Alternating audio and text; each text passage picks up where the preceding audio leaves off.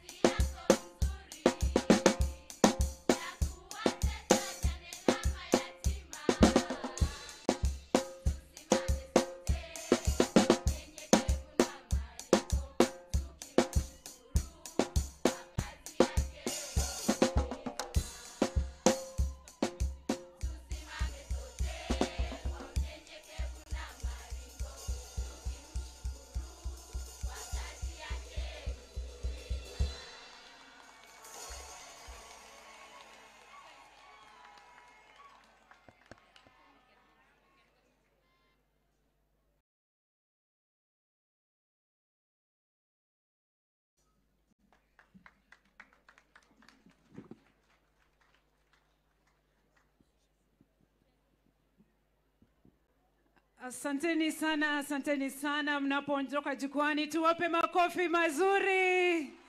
Makofi mazuri kwa watoto wetu kutoka Echoes of Mercy.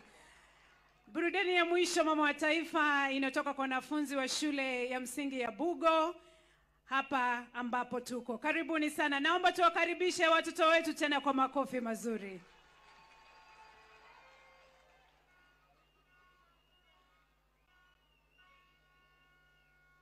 Njoni tafadhali, njoni.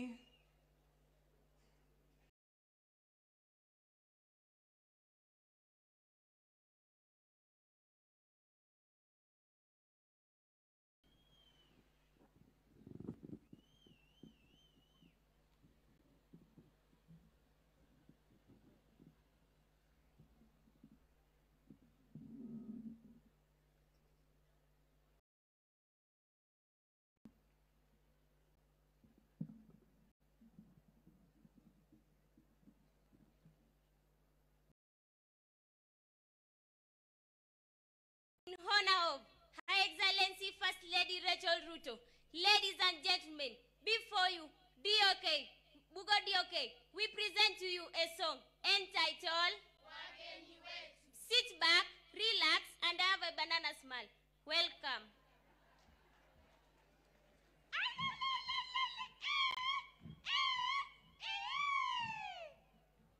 Wageni wanauliza watu, wanauliza watu, wanauliza wageni wako wapi? Nasi tunasema, nasi tunasema, nasi tunasema wageni wako Bugo. Watu wanauliza watu, wanauliza watu,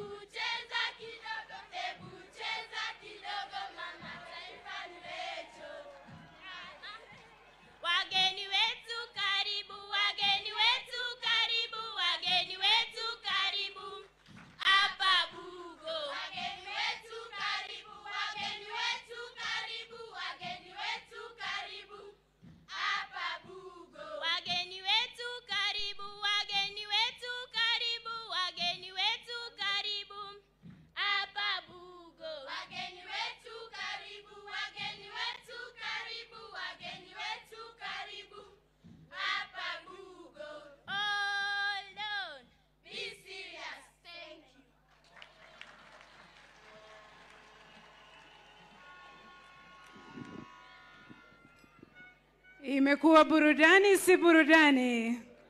Imekuwa burudani si burudani? Asante sana wanafunzi kutoka shule ya Bugo, wanatutamatishia awamu hiyo ya burudani.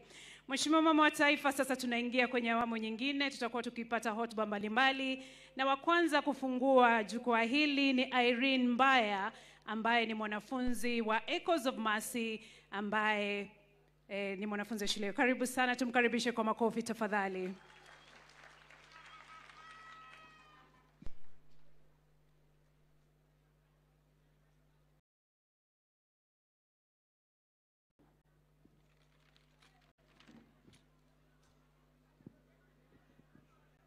Kwa Mama wa Taifa, wageni waheshimiwa, wake kwa waume, hamjambo. Hamjambo tena. Jina langu ni Irene Ngayo, niko katika gredi ya 7, natoka Ikolomani, kaunti ya Kakamega.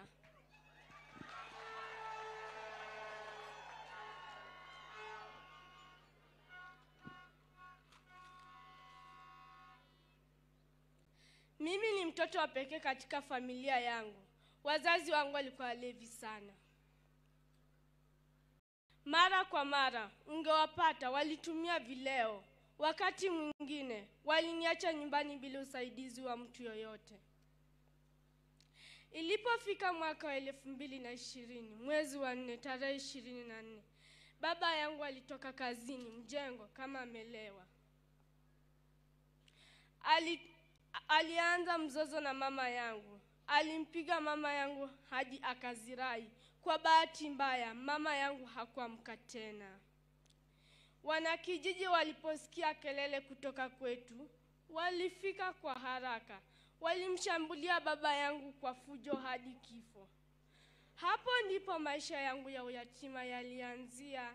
Wazazi wangu walizikwa siku moja, baba huku kwao pale vile na mama huku kwao. Baada ya hayo, niliteseka kwa muda mrefu. Sikuwa na yeyote wa kunishughulikia. Nashukuru Mola kwa kunikutanisha na Hope Alive na Echoes of Mercy Mission.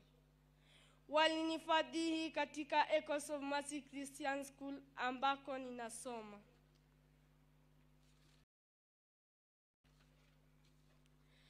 Tunashukuru kwa Daddy Mama wa Taifa kwa moyo wako na huruma kujitolea katika kutuhudumia sisi mayatima na wajane.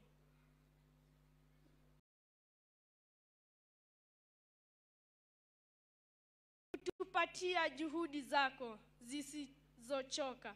Umewapa wengi matumaini mapya na nafasi ya kuendelea na maisha kwa heshima na utu. Tunathamini sana mchango wako katika kuinua sauti za wale ambao mara kwa nyingi husaulika. Siwezi sahau Askofu Moses ambaye amenileta nuru ya matumaini pamoja na viongozi wengine ambao huchangia katika safari hii ya ufanisi. Tunawaombelea Mola azidi kuwabariki na kuwapa nguvu katika kazi yenu. Asanteni.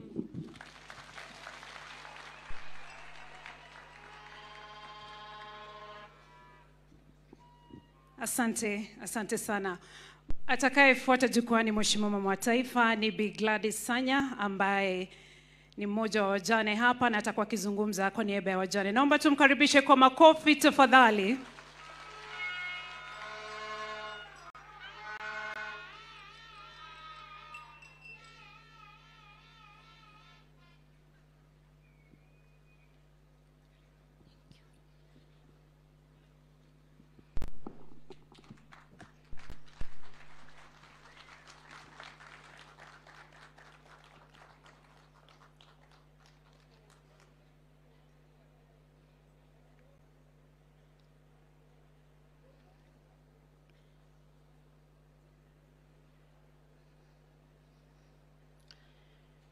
Your Excellency, Mama wetu wa Taifa la Kenya, viongozi wote, Hope Alive International, ladies and gentlemen, good morning.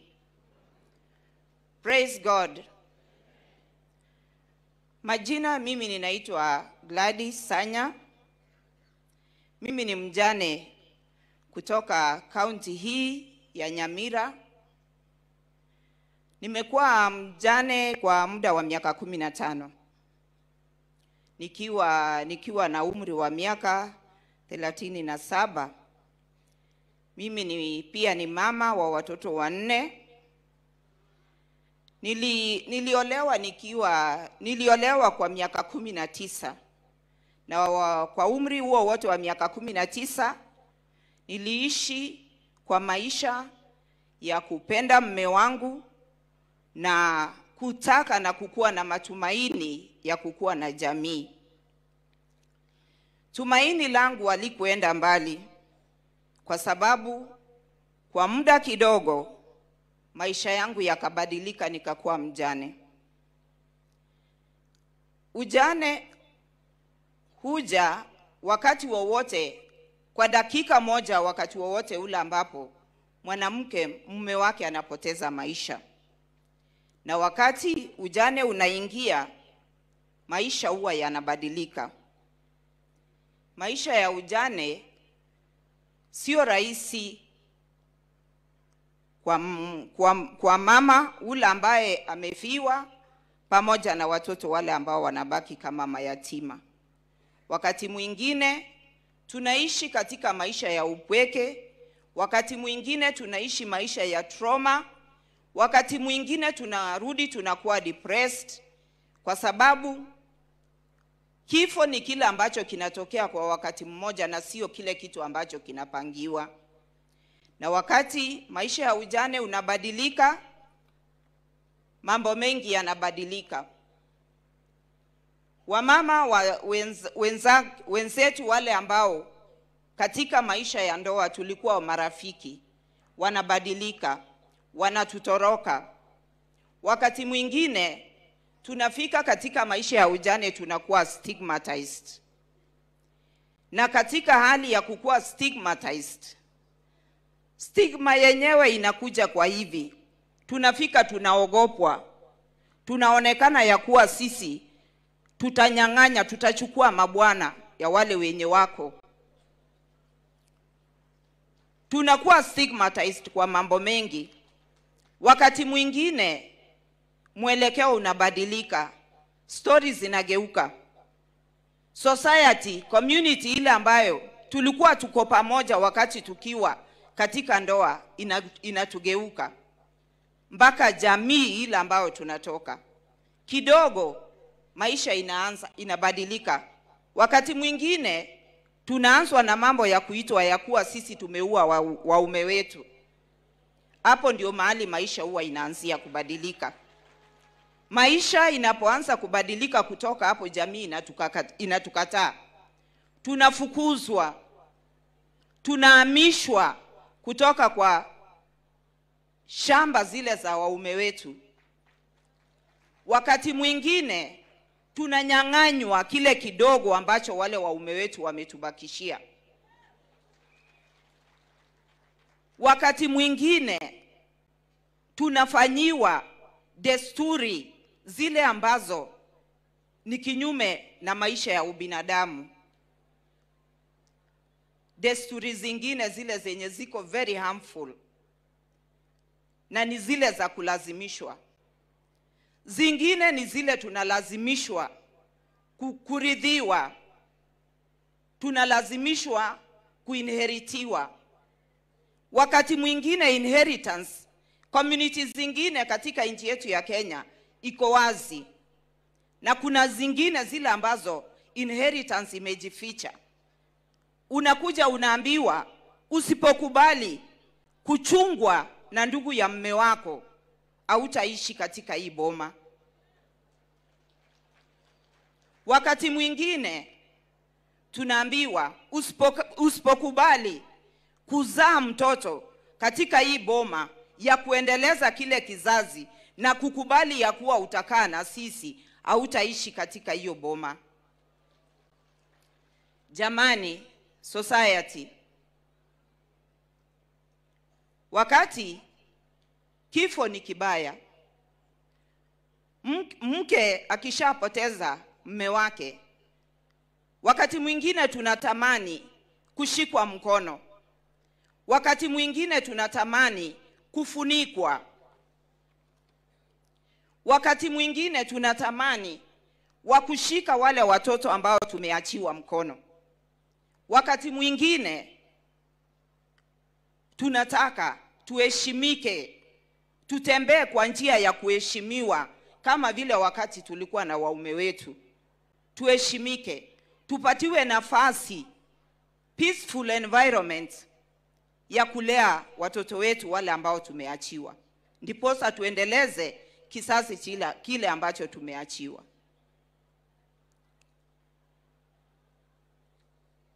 Wajane wa Kenya,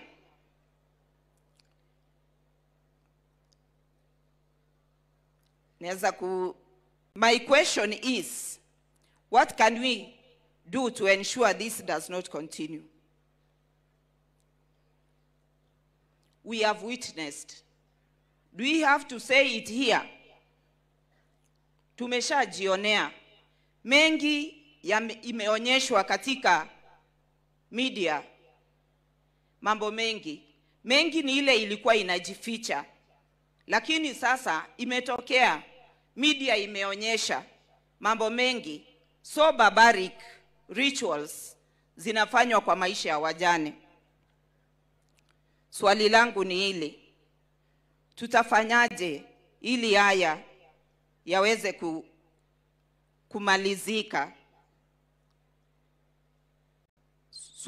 Jambo la kwanza, on behalf of the Kenyan widow, we kindly ask the State Department for Gender or the National Parliament to create a National Widows Commission that can document the plight of widows across the nation, establish their data, identify gaps in existing laws for the protection of widows, and finally propose targeted programming and interventions that would address the needs of the Kenyan widow.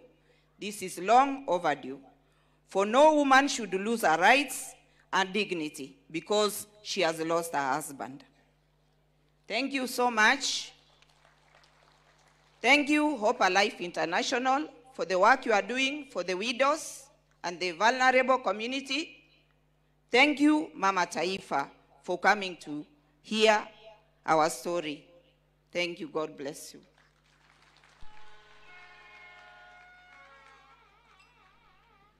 Asante sana Mama Gladys, tumpe makofi mengine mazuri. Wakati ninapochukua nafasi hii, Mheshimiwa Mama wa Taifa, kumkaribisha mwanzilishi na rais wa shirika la Hope Alive. Tumkaribishe Madam Betty kwa makofi tafadhali.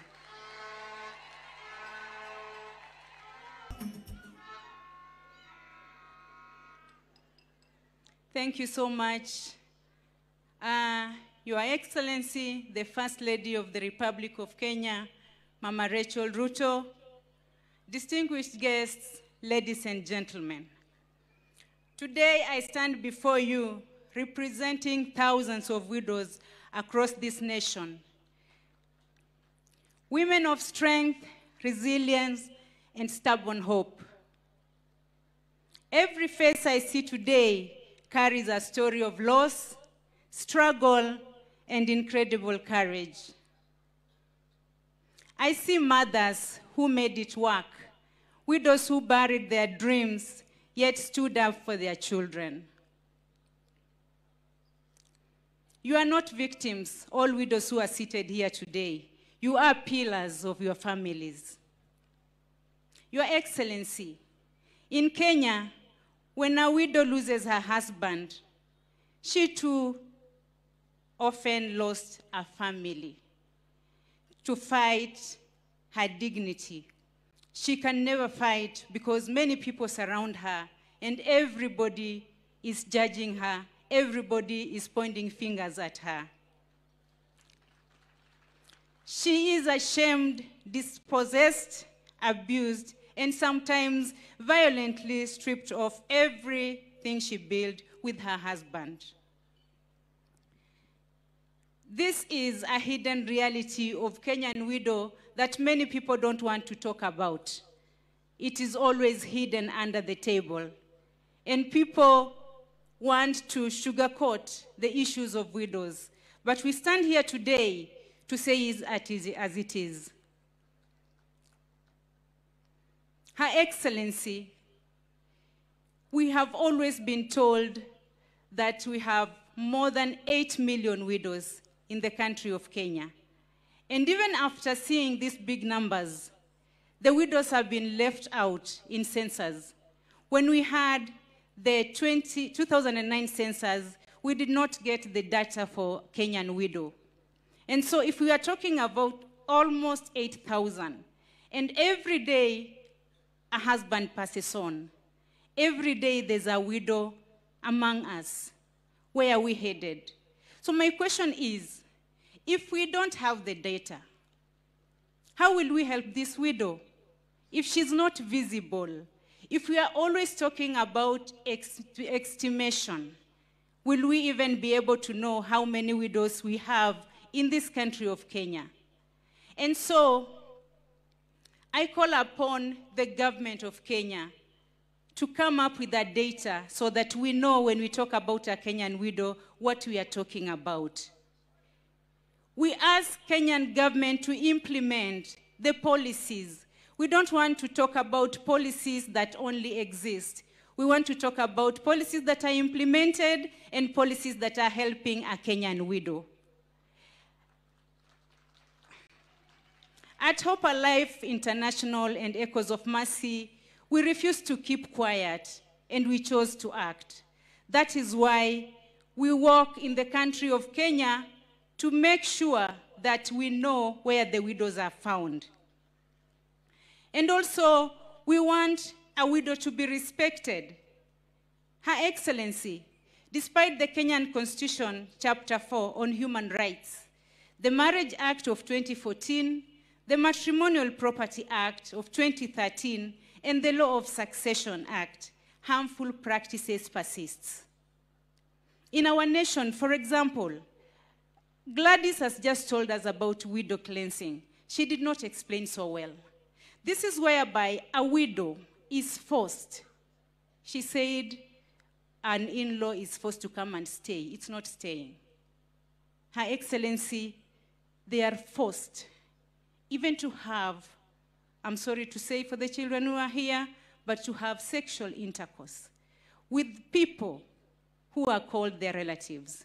They don't care whether this man is sick. They don't care whether they are drunkards. They don't care.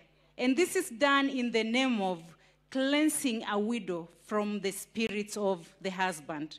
So my question is, who came up with this law that demands that a widow should be cleansed? And which spirits are we talking about?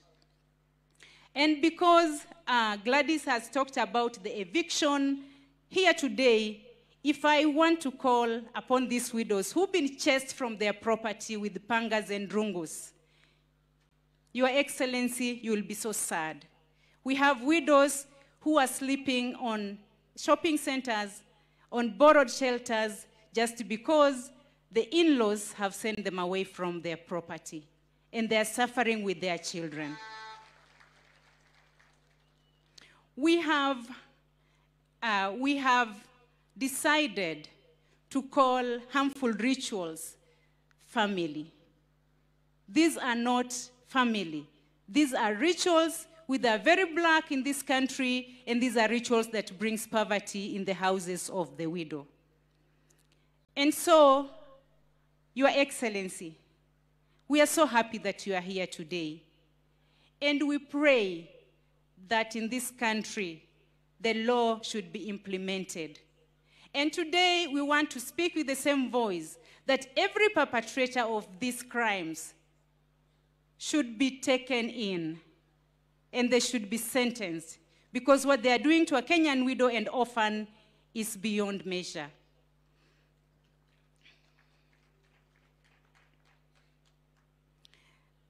Our Excellency, Echoes of Mercy and Hope Alive chose to go around the whole country and see where the widow is. And so up to now, we are talking of reaching and registering groups, because we realize that if we don't rally these widows and put them in groups, have them registered under the Ministry of Social Services, they will not be able to access funds in this country, because we are about economic empowerment. If we don't empower the widows, they will keep on begging, and when they go begging, sorry to say, men who are in our families, they take advantage of them because they are always begging. And so we want to change the narrative. We want all widows to be put in groups like we are doing right now, so that they can access the funding. I'm very happy for the governmental organizations that have been here, and they talked about money. So I don't know if widows, you heard them so well. They say there's money that you should go for. And what I know, you cannot access these funds unless you're registered in groups and you are organized for you to run your own business. Her Excellency, up to now, we've reached 62,200 widows across 24 counties. And these are not full numbers. There are still many widows that we've not reached. And it is our desire and our vision to reach the entire 47 countries come 2030. We have helped register 136 self-help groups. We have constructed 207 houses for the most vulnerable widows. We have used alternative dispute resolution to resettle 125 widows back to their homes. We have given seed fund to 87 self-help groups to launch businesses in their groups. We have helped to train and offer financial literacy, counseling, and medical support to some of these widows. But Your Excellency, this is not enough.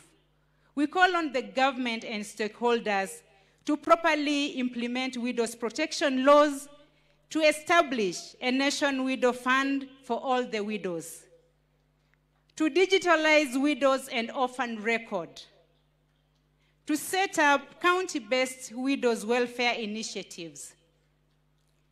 And there's one thing about affordable housing that our president is doing each and every day, and we are proud of him. And so I call upon the government to consider widows who are homeless, so that whenever these projects are launched, we are told we have houses for this number of widows. Your Excellency, if that will happen, we'll be so appreciative. And today, nataka kuongelesha wamama wajane. Huwa tunasema mkono mtupu haulambwi. Na ikiwa mnataka kusaidika, muinuke pia nyinyi, muwe wakakamavu, muweze kutafuta maendeleo, mtafute haya mashirika ya kiserikali na ya kibinafsi ili muweze kusaidika. Jambo la pili, wakati tunashikwa na msiba, ninaomba wajane muwe wenye nguvu na muwe wepesi kwenda kutafuta makaratasi ya kufanya succession, ili wakati mashemeji wanakuja kuwanyang'anya mashamba yenu, muwe mumeshika title deed mkononi. Jambo la tatu, ninawaomba muweze kulinda watoto wenu, muweze kulinda afya zenu, na kwa sababu magonjwa kila mara yapo, tumesema muende kujiandikisha kwenye SHA ili mkigonjeka mnaweza kupata matibabu. Jambo la mwisho, Mama Taifa, hawa wamama kila mara wameniambia tuletee viongozi. Na wamama wenye mko hapa wote, kuna siku niliwaambia huwa tunakutana na Bi Harriet Chigai ambaye anaketi na president, anamwambia mambo kuhusu haki za wamama. Na kila mara tukikutana mimi namwambia haki za wamama ndio tunataka, lakini kuna huyu mama ambaye ni mjane ambaye kesi yake ni special. Kwa hivyo ukienda kushirikiana kuongelesha baba wa taifa, mwambie wajane wanateseka. Nikimalizia, mama wa taifa, hawa mama leo wana furaha tele na wananiambia leo ni siku yao ya outing.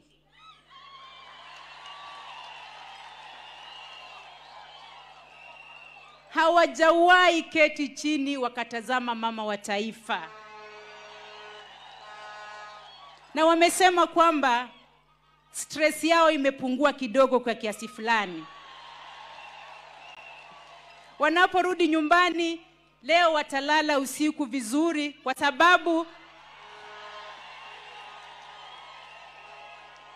wakati mashemeji watakuja kuwatoa kwa nyumba zao, watawaambia tulikuwa na mama wa taifa. Asanteni sana. Tumpe makofi mazuri jamani anapoondoka jukwani.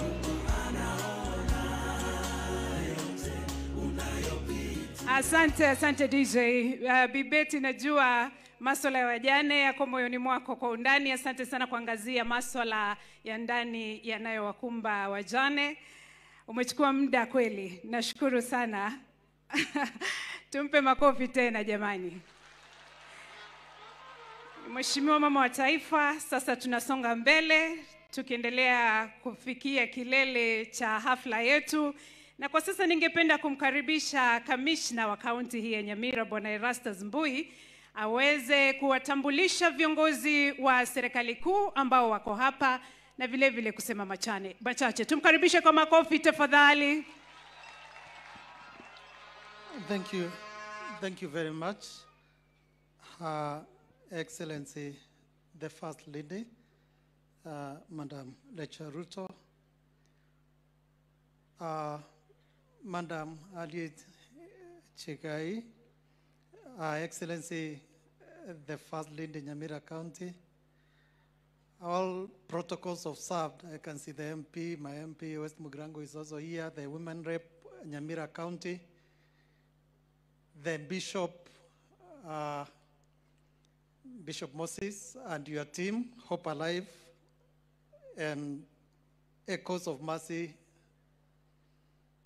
wajane, pamoja na wote ambao mko hapa. Hamjambo. God is good and all the time.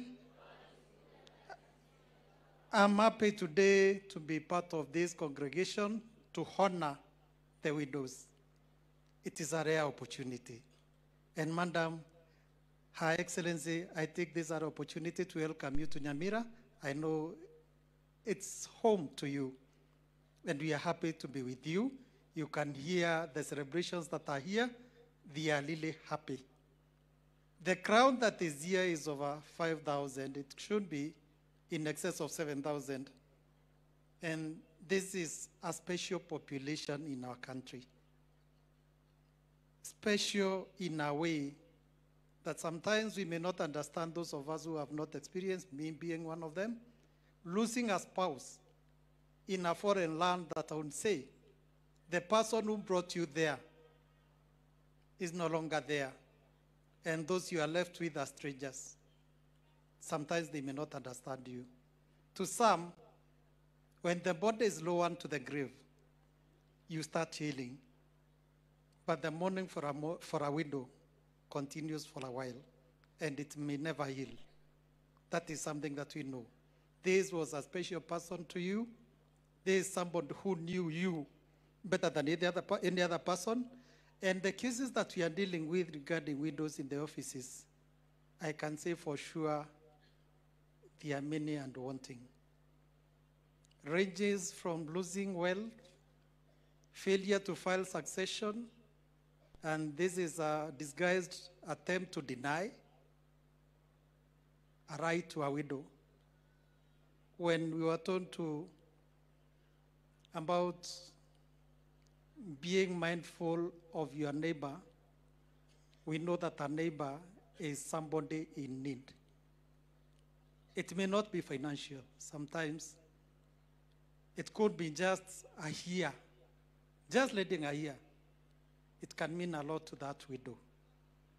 Of course, the government is trying in its own way to solve some of the problems that are arising from those situations, including the Social Protection Fund that is available for the orphans, for the widows. And probably some of the funds that the government has come up with, I know Weso Fund was here and explaining some of the things that the government is doing to ease the pain and relieve the financial suffering. Let's always remember that it should not be lost, or it should not end with marking today. Maybe it's a call for change. Tuweze kufikiria zaidi. This is the first function of this kind that I'm attending. And there are so many things I've had here, which probably makes me think differently in a way. I don't want to take a lot of time for now because we have a guest and we want to hear the guest. And I know these ladies here are yearning for that. I want to introduce some of the people that we've been working with. It was a joint effort between Hope Alive, Echoes of Mercy, national government and county government. Please, if you are in the organizing committee, can you stand from wherever you are? The county government led by the county secretary, I can see you are just behind there. I can see Madam DCC, you are not standing. You are part of the committee. We have a team. It's okay. You can sit down. The national government officers who are here, both mainstream national government and parastatus, kindly stand, be upstanding.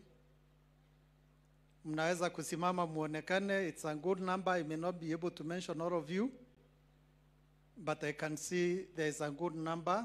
There is another number of national government officers, especially the Ngao and the police officers who are out there to manage the population that we have around here. Thank you so much. You can take your seats.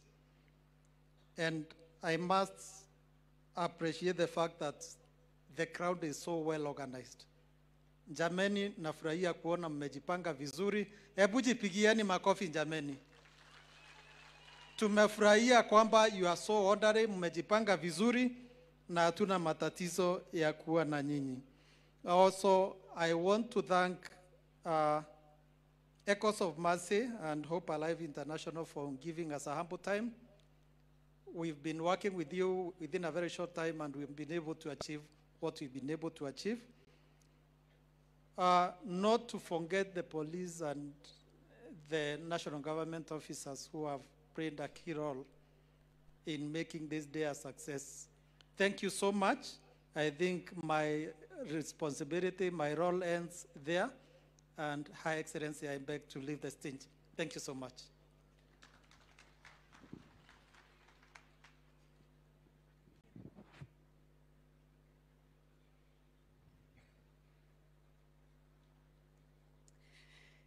Mheshimiwa Mama wa Taifa, tunaendelea na hotuba fupi na sasa ningependa kumkaribisha mkurugenzi wa MCEA ambao ukiangalia upande wangu wa kushoto ambao ni wako wa kulia wameleta vifaa ambavyo naelezewa kwamba baadhi ya kina mama hawa ama wajane hawa ambao wako hapa siku ya leo wataenda na baadhi ya vifaa hivi.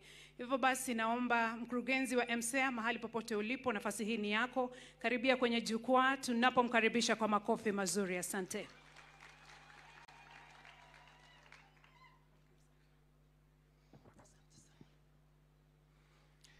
Thank you very much. Her Excellency, the First Lady, Mama Rachel Ruto, distinguished guests, all protocols observed, hamjamboni. Hamjamboni tena. Kwa majina naitwa Mwenda Ridha, mimi ni mkurugenzi wa shirika la kiserikali linalohusika na mambo ya kuinua biashara ndogo ndogo, uplifting the micro, the small, and the medium enterprises in the country. Your Excellency, first I want to thank you, and I want to thank you most sincerely because part of our business is to uplift the socio-economic welfare of women, of widows, of the youth, and today is an extremely important day in particular because you cannot celebrate the rights of a woman, the rights of an orphan, the rights of a widow without underlining the importance of economic empowerment, economic rights. Kwa hivyo siku ya leo nina furaha sana kwa sababu baadhi ya mambo ambayo tunashughulikia sana sana tukishikana na afisi ya Bi Chigai aliye hapa, empowering the women, ni mambo ambayo tunayafanya leo. Allow me to mention one or two things that we have been doing and that we must do to empower the women that were here, to empower the orphans that were here. One of the things that we decided to do as a deliberate initiative to implement the bottom-up economic transformation agenda is to work with the Office of the Presidential Advisor on Women's Rights from an economic empowerment angle. Because we believe that the root of the community's empowerment will be coming up with practical initiatives that will touch the core of the family. And the women that are here represent that in the best way and the most practical way possible. Nitikia nitaje ya kwamba tulipoanzisha hoja hii, tulianzisha kule kunaitwa Marsabit. And it was a real success. Naona mheshimiwa yuko hapa. It taught us that it is not huge investments that will change the community. It is small initiatives that are well calculated, that are genuinely relevant and practically structured to help our community. Kina mama walio hapa hawahitaji mamilioni ya pesa. Wanahitaji kushikwa mkono, kuelewa jinsi ambavyo anaweza kujiinua kifamilia. Anahitaji serikali kumsikiza, kuelewa ya kwamba mtoto aliyekuwa hapa ana haki kama vile ambavyo mimi nina haki na wewe una haki ya kuinuliwa kiuchumi.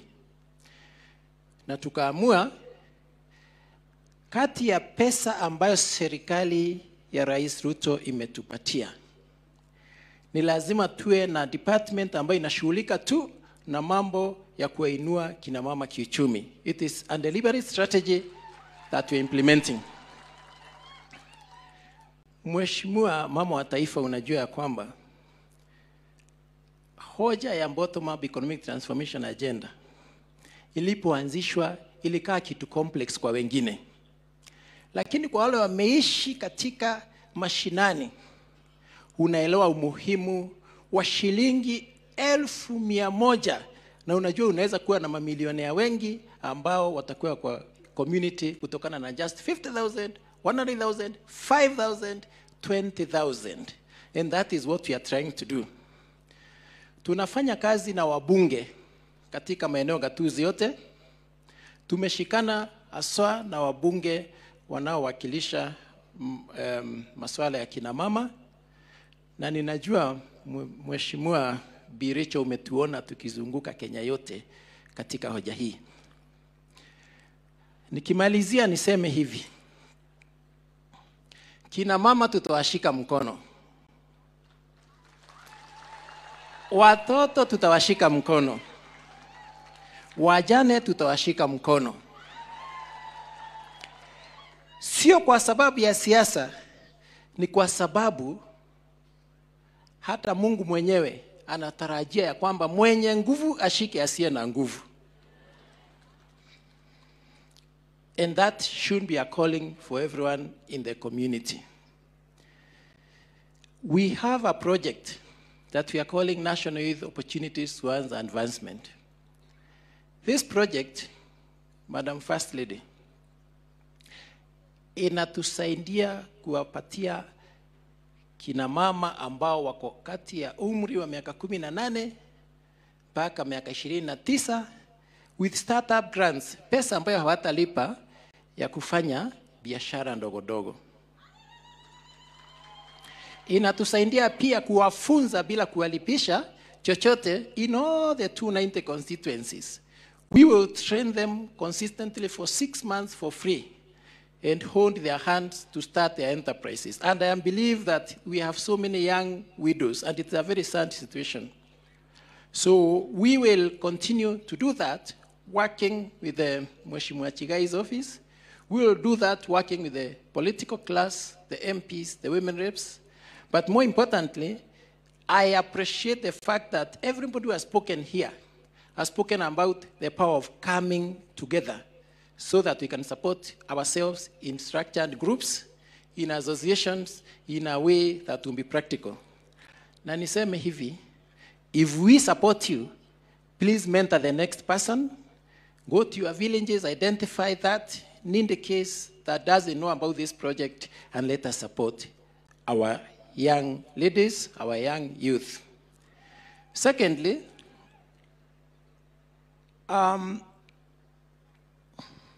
if you look to your, is it to your right? To your right.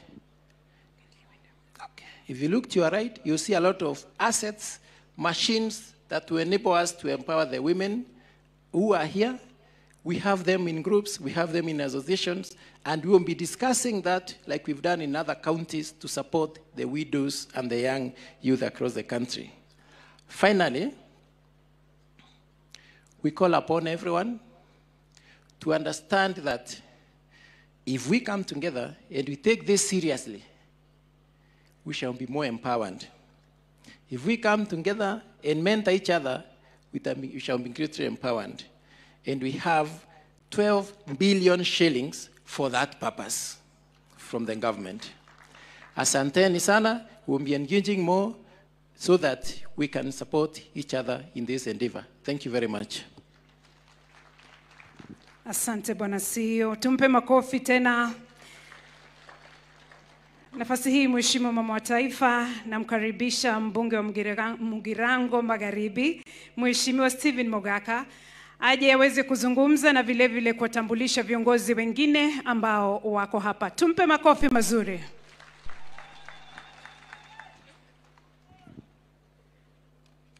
Nashukuru Mungu kwa wakati huu. God is good, good people. God is good, and all the time. Thank you, Your Excellency, Mama Taifa. Your Excellency, the First Lady Nyamira County, wabunge wenzangu, Mheshimiwa Naomi, Mheshimiwa Jerusha, Mheshimiwa Irene Mayaka, naibu wa Speaker wa Nyamira County Assembly na MCAs wote mlioko. Naomba ni ride na itifaki ile ambayo imetawalia. Nataka kuwakaribisha katika constituency ya West Mugirango, Nyamaya Ward, Bugo Primary School. Mumekaribishika. Are you welcome? Wapi nduru ya Mama Taifa nyinyi? Wapi mbija ya Mama Taifa bana? Where are the men in the house? Thank you so much. Before I give my short remarks, with your permission, Your Excellency, this Nyamaya Ward is not represented in the County Assembly of Nyamira because we lost the MCA, Engineer Elijah Osiemo. And since it is Widow's Day, with extreme humility, naomba tusimame kwa nusu dakika tu kwa heshima ya yule mtoto mwenda zake, yule Engineer Elijah Osiemo ambaye alikuwa amechaguliwa kama MCA wa hapa. Samahani.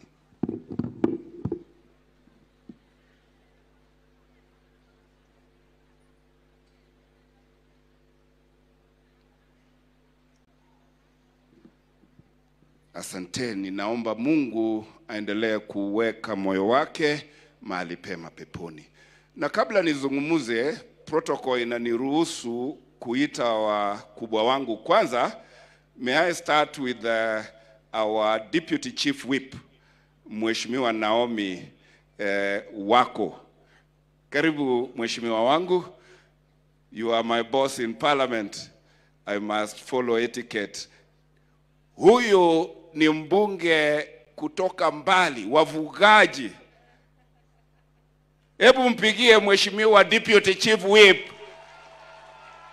Huyu ni ndio mdogo wake Osoro wetu, yule Osoro Machacharia, huyu ndio deputy yake. Naomba utusalimie. Asante sana mheshimiwa, rafiki yangu sana.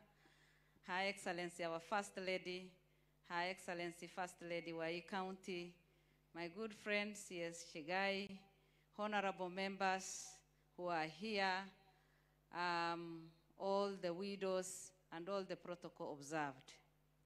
Your Excellency, I'm excited to be here in the midst of these great people.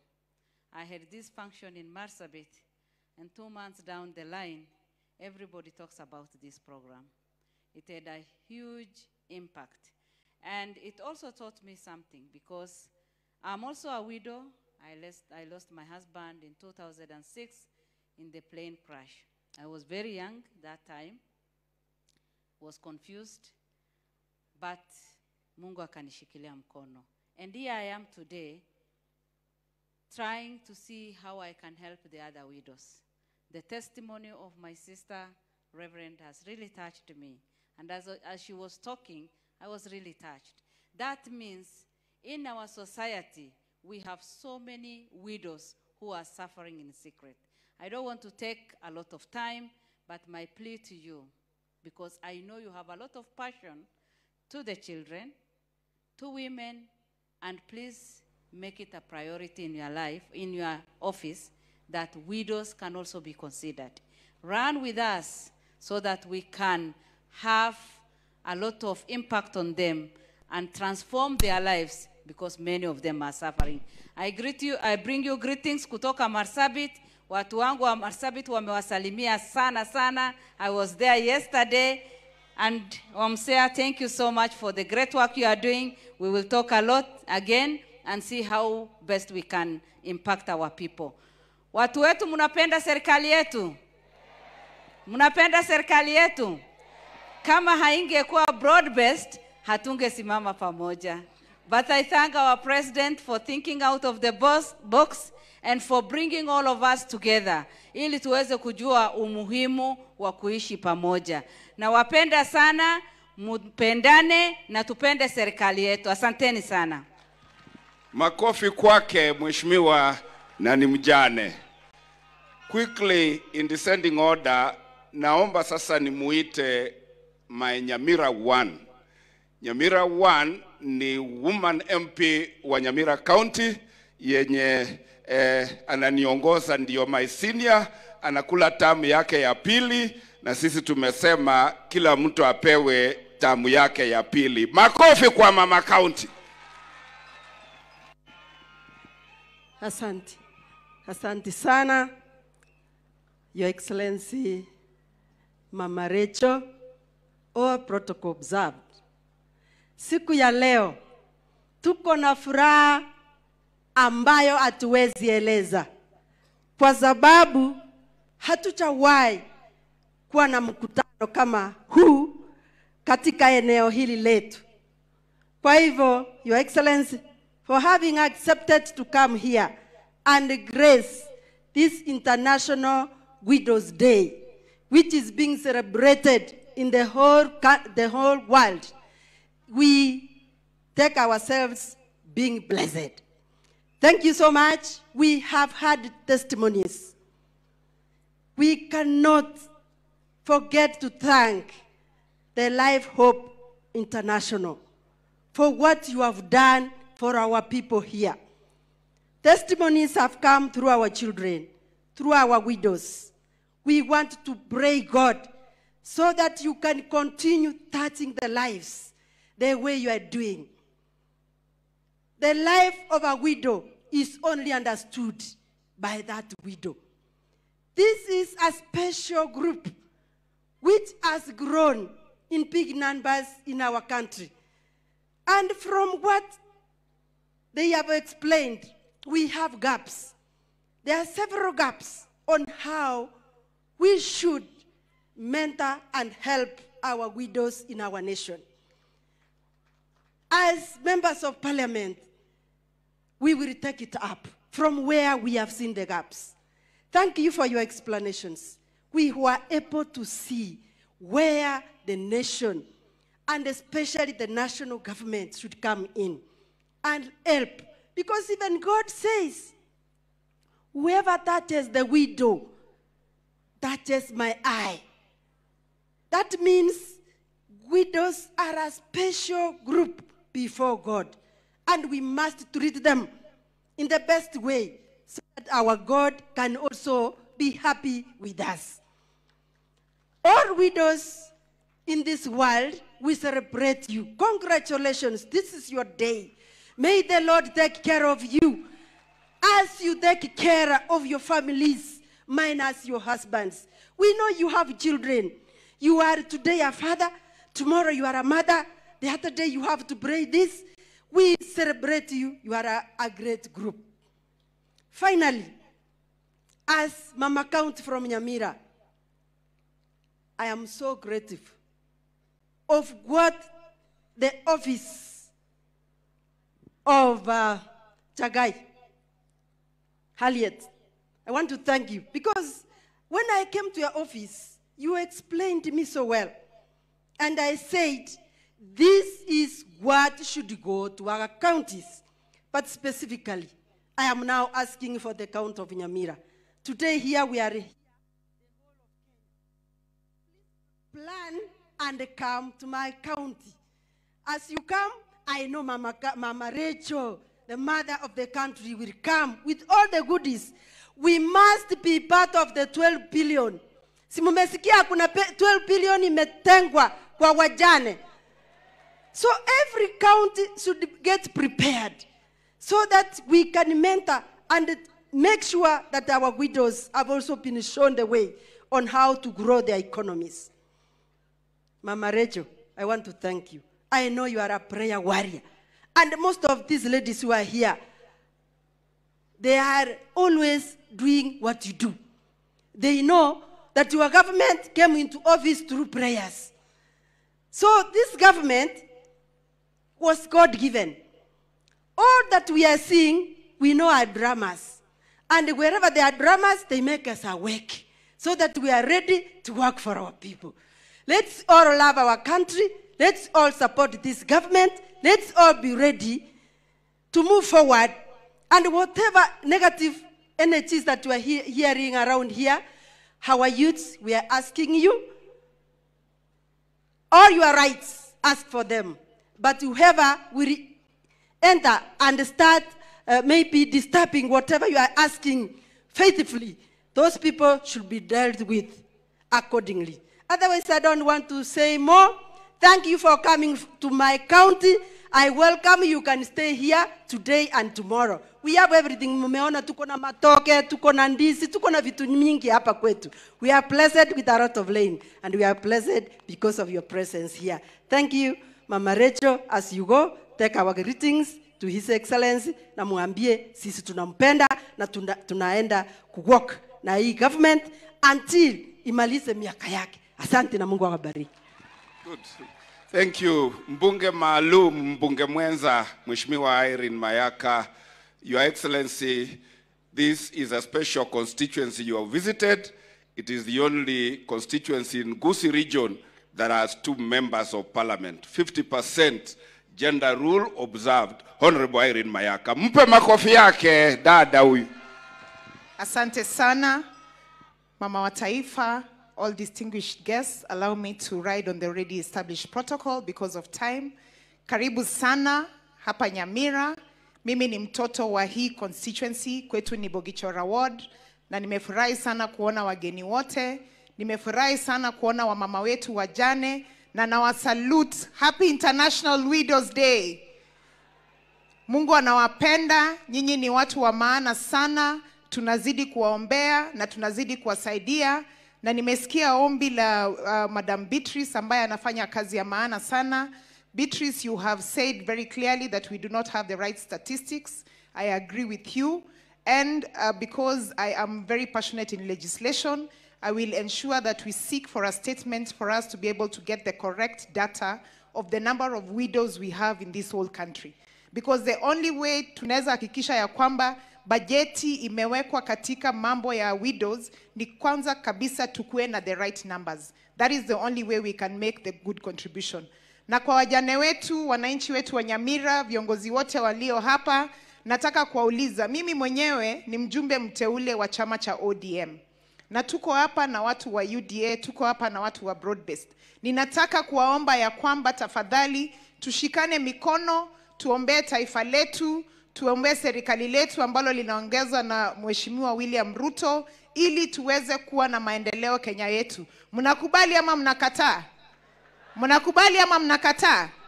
Najua hapa tuko na wamama wa Lereb region. Mnataka tutoke serikali, wengine wapate maendeleo, sisi tuzubae, ama tubaki kwenye serikali? Wangapi wanasema tubaki kwenye serikali nione?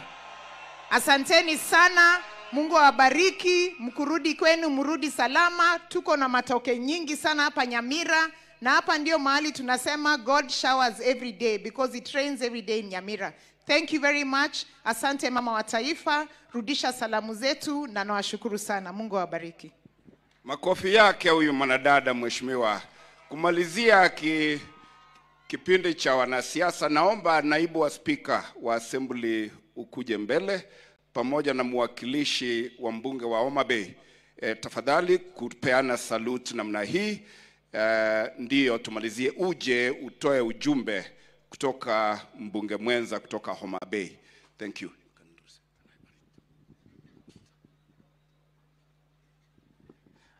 Asante kwa nafasi. Mama wa taifa, Mama Rachel Ruto, wageni waheshimiwa and all protocols observed.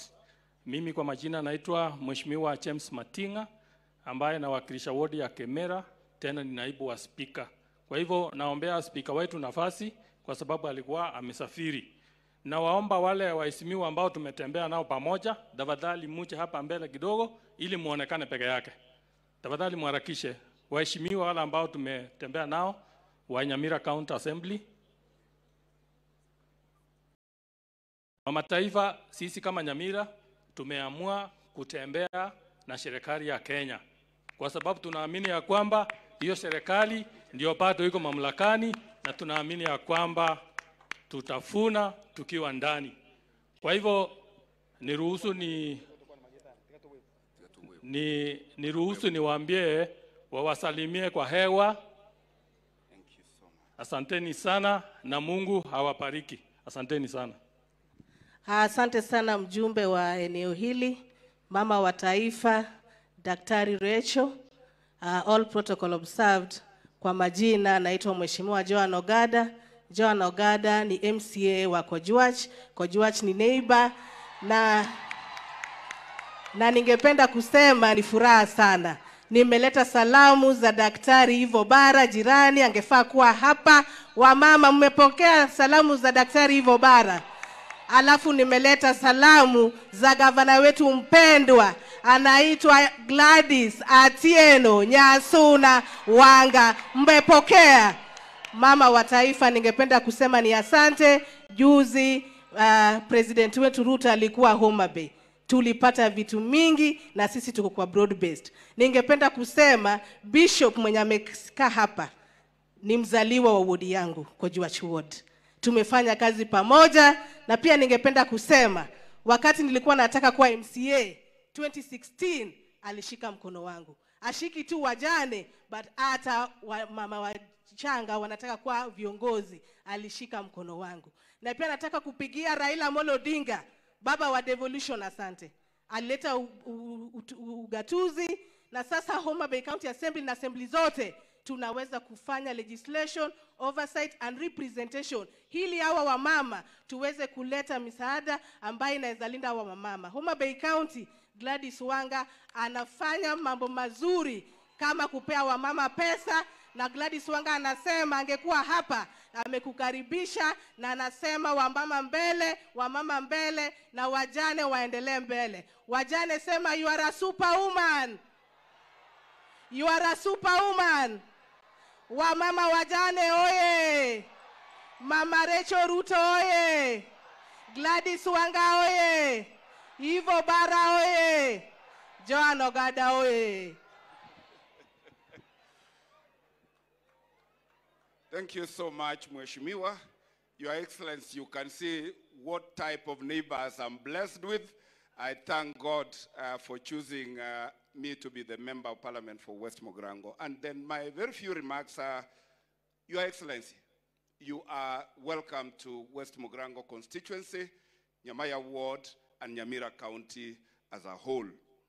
And I thank God that you have come as the First Lady of this Republic. 2.5 years later, you were right here doing table banking at Masosa, at Nyansabakwa, and praying for the country, praying for a peaceful election. And I want to tell you, the jail you made with the people of West Mogrango is the reason they voted Honorable Dr. William Samoei Ruto as the 5th President of the Republic of Kenya. Na vile umekuja hivi, mimi naona iko tano tena. Iko tano tena hapa. Iko tano tena hapa. Thank you so much. Now to the business of today. Wajane wetu. Nyinyi ndio mashujaa wetu. Tunataka kama wale tuko hai kuomba msamaha kwa yale yote mmepitia, kwa yale yote mmesikia, kwa yale yote mmeonyeshwa, kwa sababu tu eti mmepoteza waume zenu. We truly apologize as a humanity, because this is needless indignity that any human being should never be taken through. But take solace that somebody cares. At least His Excellency, the President of the Republic of Kenya, has sent to us no less than Mama Taifa to come and feel with us, to come and pray with us, to come and have hope, and to know that somebody somewhere cares. Makofi kwa raisi na mama wa taifa. And I want to thank God for Her Excellency Dr. Rachel for being the First Lady of the Republic of Kenya at a point like this in time. Because we have a lot of stresses. We have a lot of disappointments. We have a lot of scarcity. We have a lot of poverty. What an action. What a heart that the Mama Taifa chose that of all places atakuja kwa wajane hapa pande hii, tuombe, tushukuru Mungu, tuende nyumbani tukijua Mungu aliye hai atatuonekana hata liwe liwalo. Makofi mengine kwa Mama Taifa. Na mimi kama wakili nataka kusimama mbele yenu niwaambie kuna sheria tosha katika katiba na sheria za nchi za kuprotect our widows and orphans. Tuko na Children's Act, tuko na Succession Act. Mimi nataka tuamue kutoka siku ya leo, tuamue tutekeleze sheria za nchi za Kenya, tujue mali ya jamii, mke na mumewe, hiyo ni mali yao, sio mali ya jamii. Na hakuna brother-in-law ana ruhusa ya kwenda kudai mali ya ndugu yake eti ni kwa sababu ndugu yake amekufa, bibi yake sasa si wa maana tena, yeye ndugu yake ndio wa maana kwenda kurithi mali ya ndugu yake.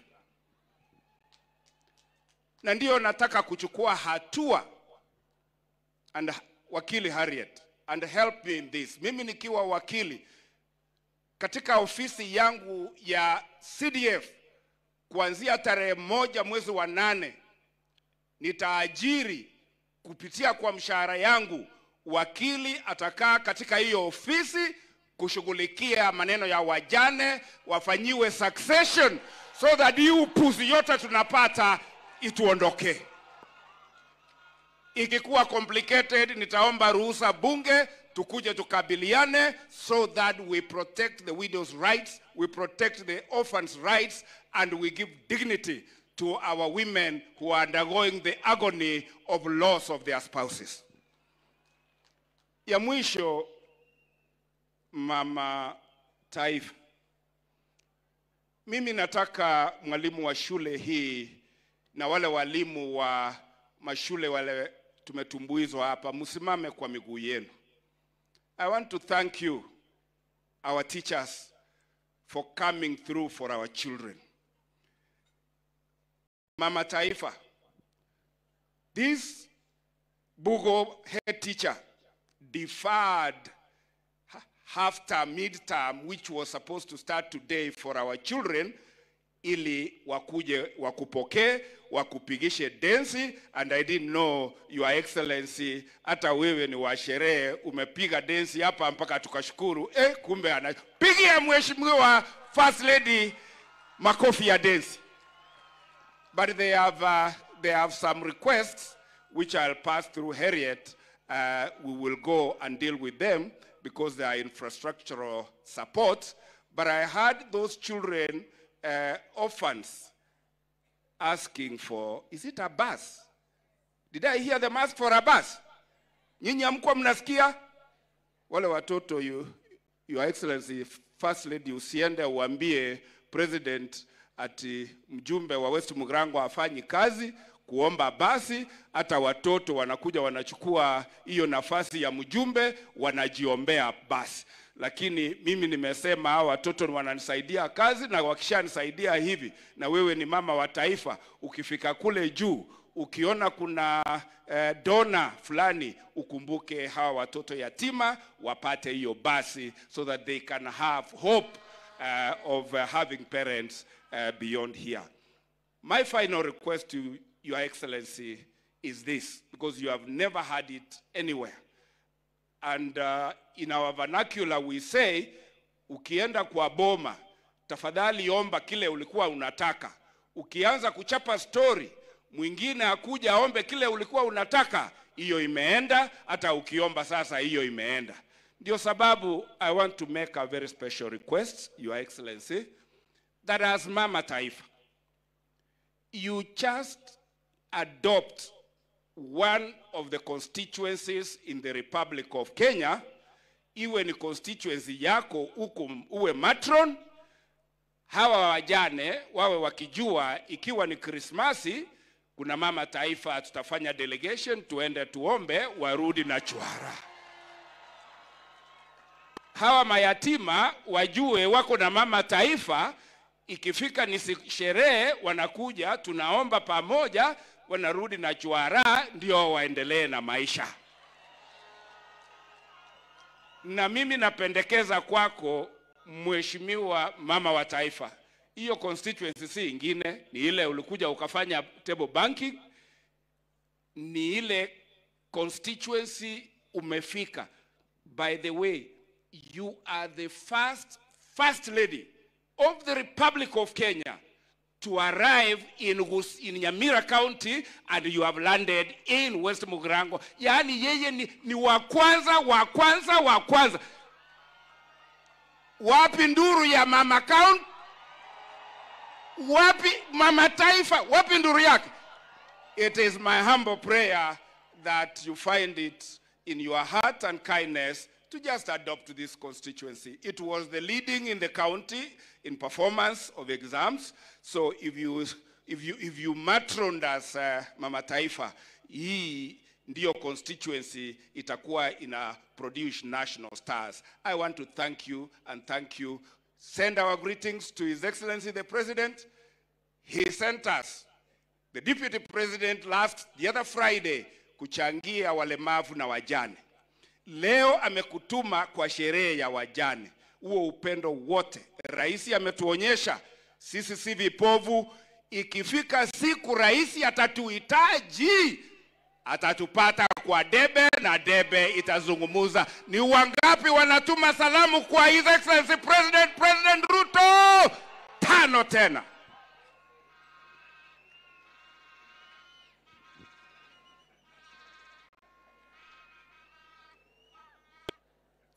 Asante sana Mheshimiwa Mugaka kwa nafasi hiyo. Naomba sasa kumwalika mkewe Gavana wa Nyamira aweze kuja kuzungumza kwa ufupi na pia kuchukua nafasi hiyo kumwalika mshauri wa rais kuhusu haki za wanawake Bi Harriet ambaye ataendelea na ratiba. Tumkaribishe mama wetu kwa makofi. Makofi, makofi mazuri.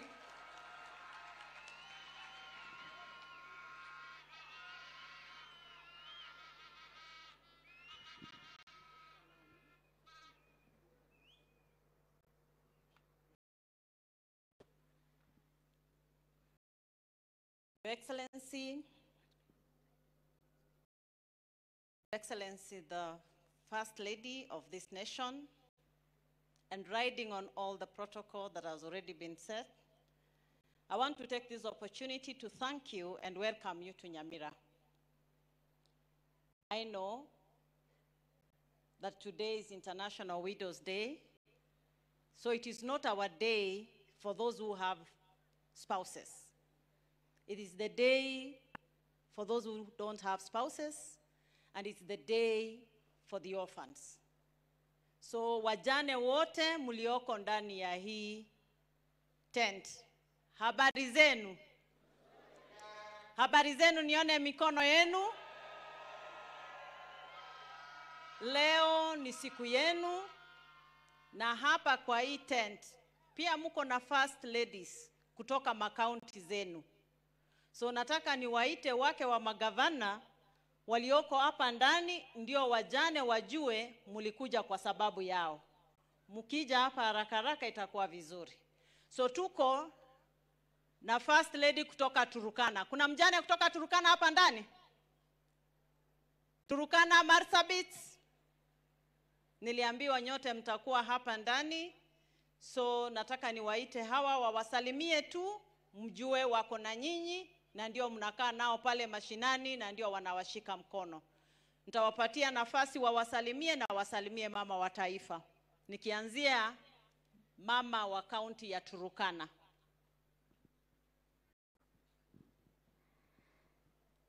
Your Excellency Rachel na First Ladies wenzangu na wakazi wa Nyamira County, wafanyakazi wa kaunti wa Nyamira, amjambo.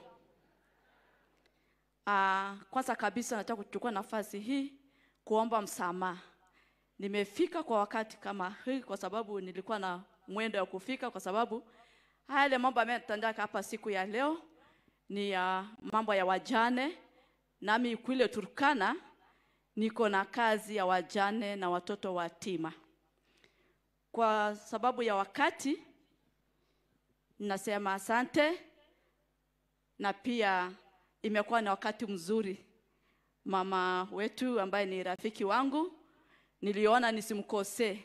Nilitoka Nairobi na mpaka nimefika mahali hapa. Ninashukuru. Wajane mupo? Mupo? Bwana asifiwe. Bwana asifiwe. Kwa majina naitwa Lilian Kamdeya Kamais. Mama wetu Richo, pokea salamu za Governor Jeremiah Morkai. Hata utakapoenda nyumbani peana salamu zetu tukiwa wa Turkana, wanikiwa kiongozi wa Turkana, mama wa kaunti. Salamu zangu kwa rais. Mungu wa amani aweze kuwabariki. Your Excellency Mama Rachel Ruto, all protocol observed, and all widows, good afternoon. Good afternoon once more. Basi, my name's Askovia Chebet Kachapin, First Lady West Pokot County.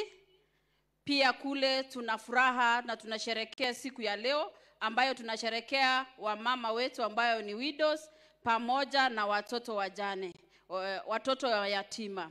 Basi asante sana Mama Rachel kwa kuitikia kugrace occasion kama hii, na tunashukuru sana kama wamama kuwa nyuma yako ili tuweze kusherekea siku ya leo ya wamama wetu. Asante sana.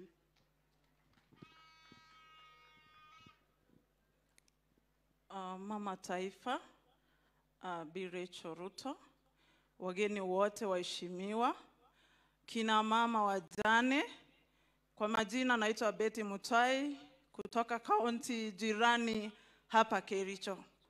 Pokea salamu kutoka Kericho. Bwana asifiwe.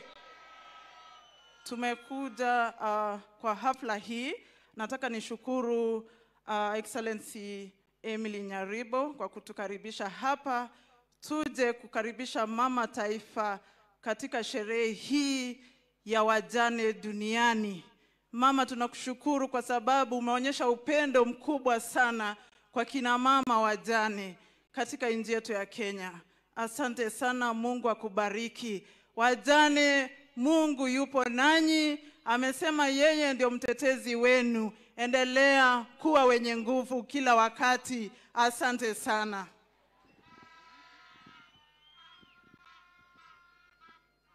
Mama wetu wa taifa, Mama Rachel Ruto, na viongozi wengine walioko kati yetu, na wajane ambao tumekuja kwa ajili yao, nataka nichukue nafasi hii kuwasalimia nyote. Bwana asifiwe. Asifiwe tena. Nashukuru sana kwa sababu ya siku njema kama hii, kwa sababu Mungu ametuwezesha na ametupa nafasi mzuri, na tunashukuru sana mama wetu wa taifa kwa kuja kusimama na wajane wa nchi hii wakati tunasherekea siku yao. Na kwa ushuhuda ambayo tumesikia hapa siku ya leo, nataka kusema Mungu amekuwa msimamizi na amepigana kwa ajili ya wajane wetu. Nataka tu kuambia wajane kwamba mkikosa mtu ambaye anasimama nanyi, mjue Mungu ako na nyinyi. Na watakia mema na Mungu awalinde. Kwa mama wetu wa taifa, tunakupenda na tunakutakia mema wakati unatekeleza jukumu ambao Mungu alikupatia. Nasema asante na ninatoka Bomet.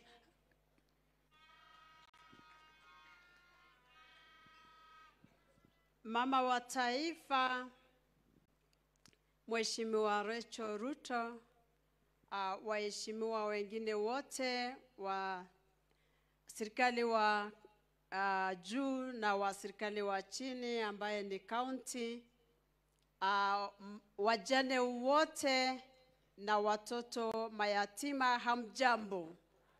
Nisalimie tu hivi, hamjambo. Bwana asifiwe.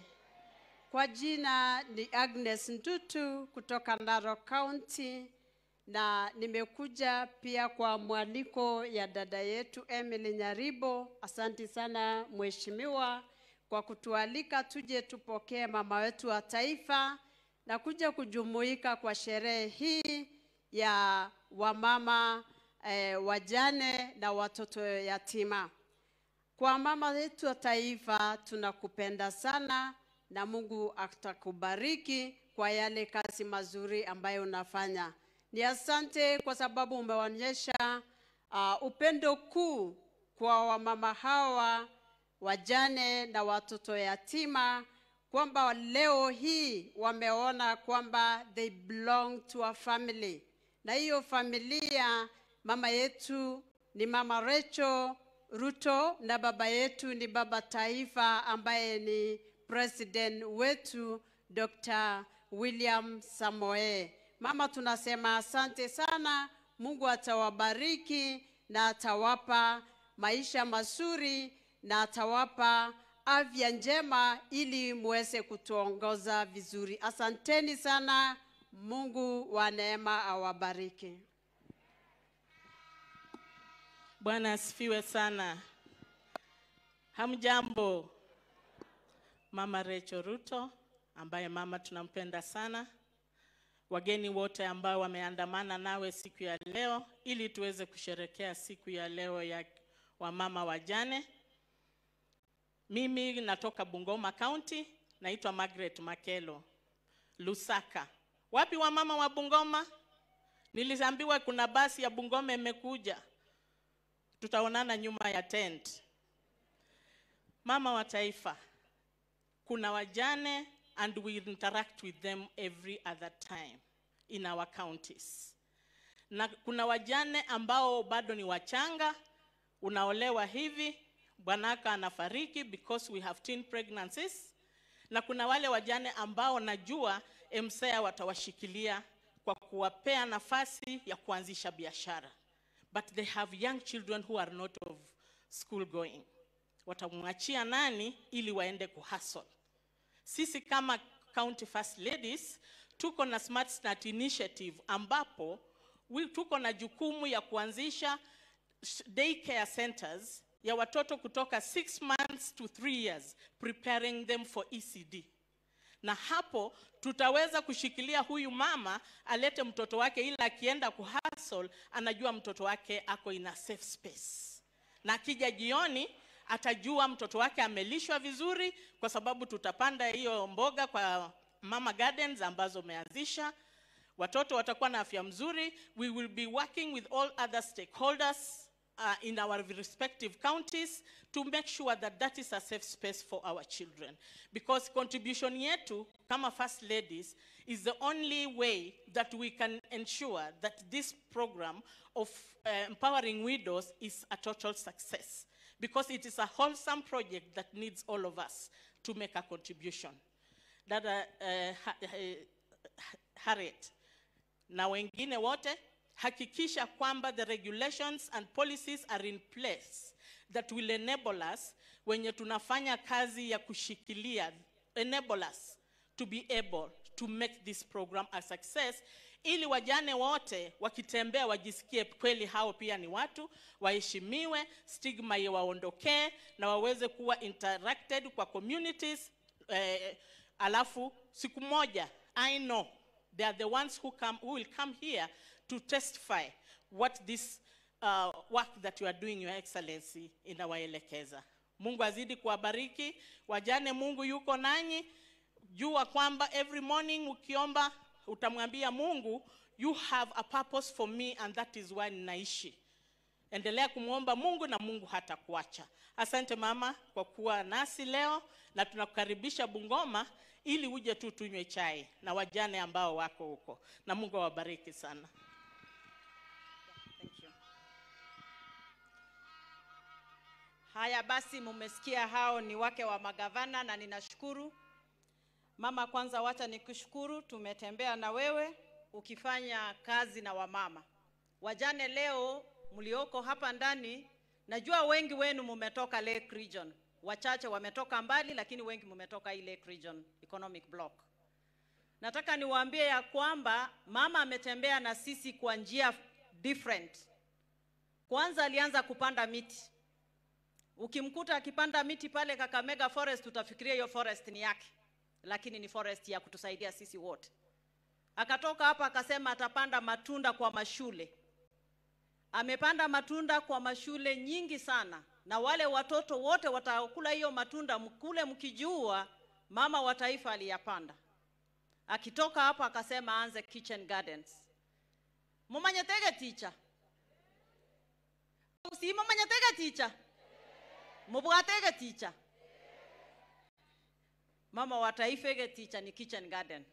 So hapa kwetu tunaitege teacher. Akaanza ile hafla ya kila mama kuwa na kitchen garden, ili kila mama aweze kuwa na mboga ya kusaidia familia yake na zile nyanya za kusaidia familia yake, ili kama kuna pesa kidogo utumie kwa mambo mengine. Hiyo ndio hafla ameendelea nayo na tumeshirikiana pamoja vizuri. So kila widow hapa ndani, ukitaka kuishi vizuri, nawe pia kuwa na kitchen garden. Ukienda kwa mama akikualika kule State House, utapata hako na kitchen garden. Na kule utatoka na mboga, utatoka na matunda, na hata utatoka na maua. Pia nayo kwa amepanda pale. So wajane wetu, nami nataka kuwahimiza, pale kama uko na kipande cha shamba, weka tu mboga kidogo, itaweza kukusaidia. Nikitoka hapo nataka kumwambia Harriet Chigai, dada asante. Nilikukuta mara mingi nikikuambia uje Nyamira. Nataka kukushukuru sababu umekuja Nyamira na hujakuja mkono tupu. Umekuja na hii International Widows Day, mahali wajane wamekuja hapa ndani, na leo mama amewapatia gifts. Kila mjane hapa ndani yako na kitu. Mwai ukende. Mwai ukende. Mama sikia, ile gift yako ulilete, wamama washapata. So hiyo gift mama alikuja nayo ijaenda mbali, na hiyo ilisaidika na kupanga kwa mwakilishi kwa wamama kwa ofisi ya president. So nakushukuru sana Madam Harriet Chigai. Na nikitoka hapo nataka sasa kuelekeza maneno yangu kwa policy ya wajane. Tumesema tuko na policy, na mimi nashukuru tuko na policy, tuko na laws, hizo pia ziko. Lakini kama zote ziko, mbona basi bado mjane anadhulumiwa? Mbona basi mtoto yatima bado anadhulumiwa? Kwangu mimi, kwa fikira zangu, ni ile customs yetu, our customs ndio zinatusumbua. Nimesikia Madam Beatrice hapa akisema forceful inheritance. Hizo zote ni customs, ziko kwa different cultures. Lakini custodian wa ile culture ni nani? Custodian wa culture ni wanaume. So mimi wazo langu nitaelekeza kwa waume wa hii country. You are the custodians of culture in this country. And I would want to ask you kindly, why don't you review customs that hurt the women? And when you think of a woman, think of your daughter. When you think of a woman, think of your mother. Don't think of her as another person, because then you wouldn't have her at heart as much as you should be. Customs ziko detrimental, tafadhali zikuwe reviewed na zitoke katika majamii zetu, ndio ile laws na policies zimewekwa zinaweza kufanya kazi. Otherwise, nataka kuwakaribisha nyinyi wote Nyamira County, msikie muko huru, na mama wajane wa Nyamira County leo wamesema watakupatia ile chakula wanakula hapa. Kwa hivyo wamekupatia unga ya wimbi, wamekupatia na eke. Eke inaitwa aje kwa Kizungu? Ngebwate lieta? Haina jina. It is an African ball. Wamekupa na ndizi na wamekupatia na miwa.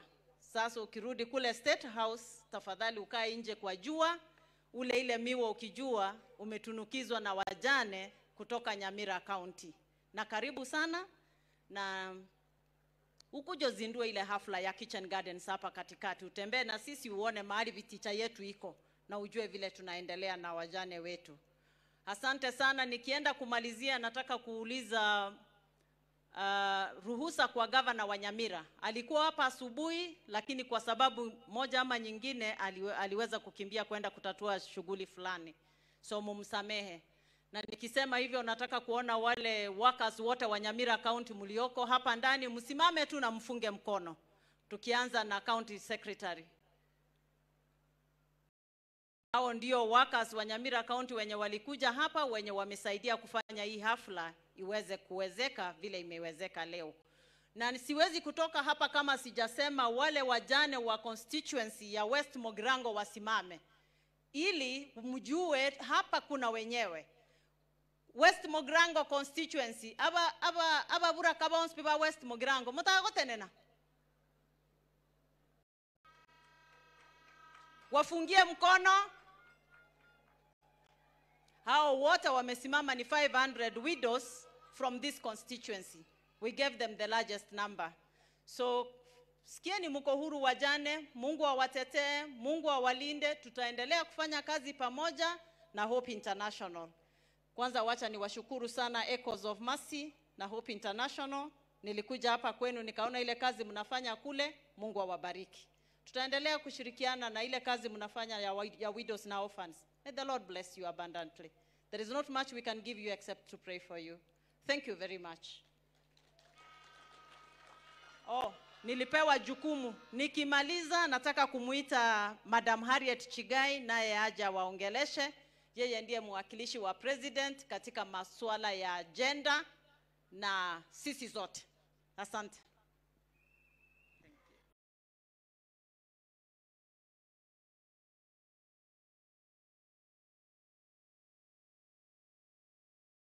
Naye aje waongeleshe. Yeye ndiye mwakilishi wa president katika masuala ya gender na sisi zote. Asante.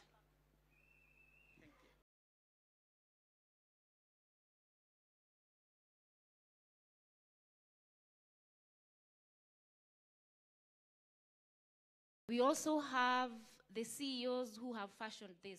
Everybody has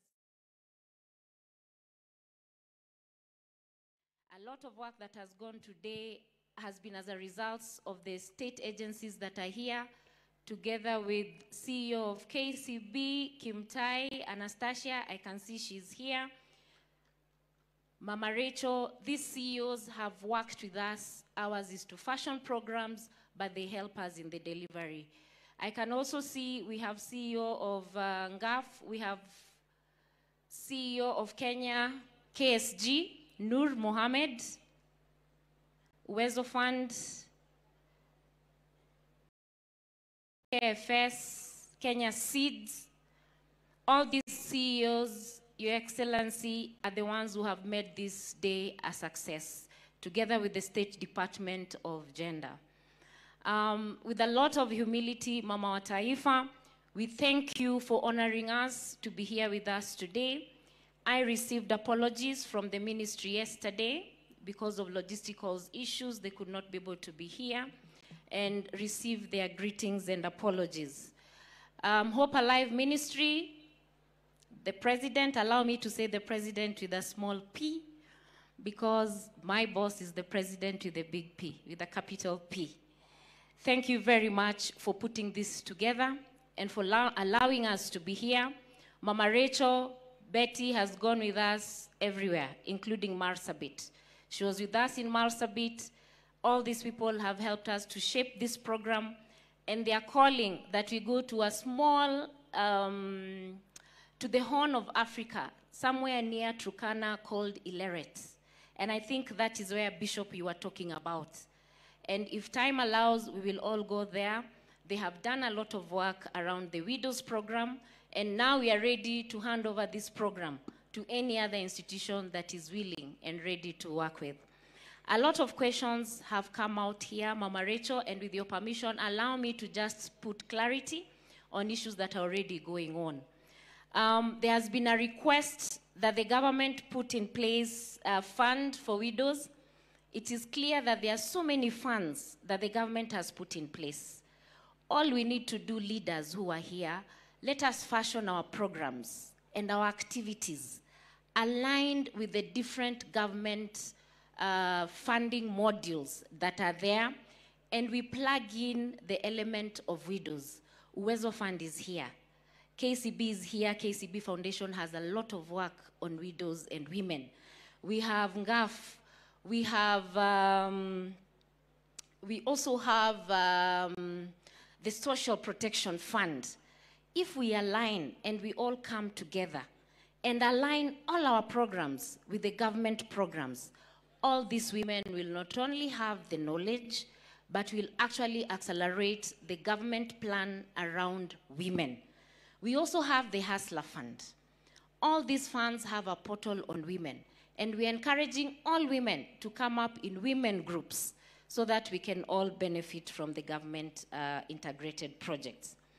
Mama wa Taifa, allow me also to say economic empowerment and investment is not our personal initiative.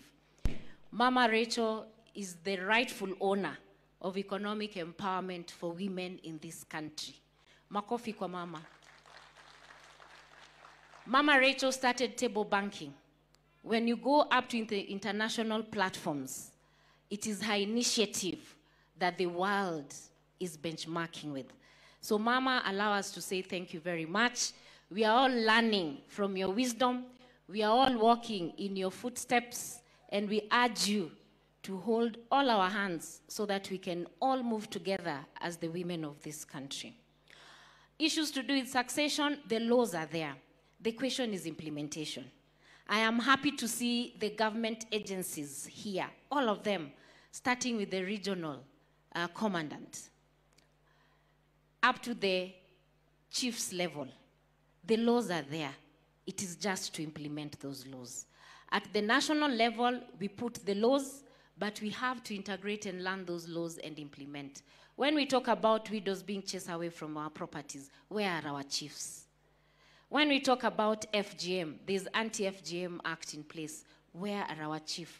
So let us hold each other's hand and move together. Betty, there's a lot.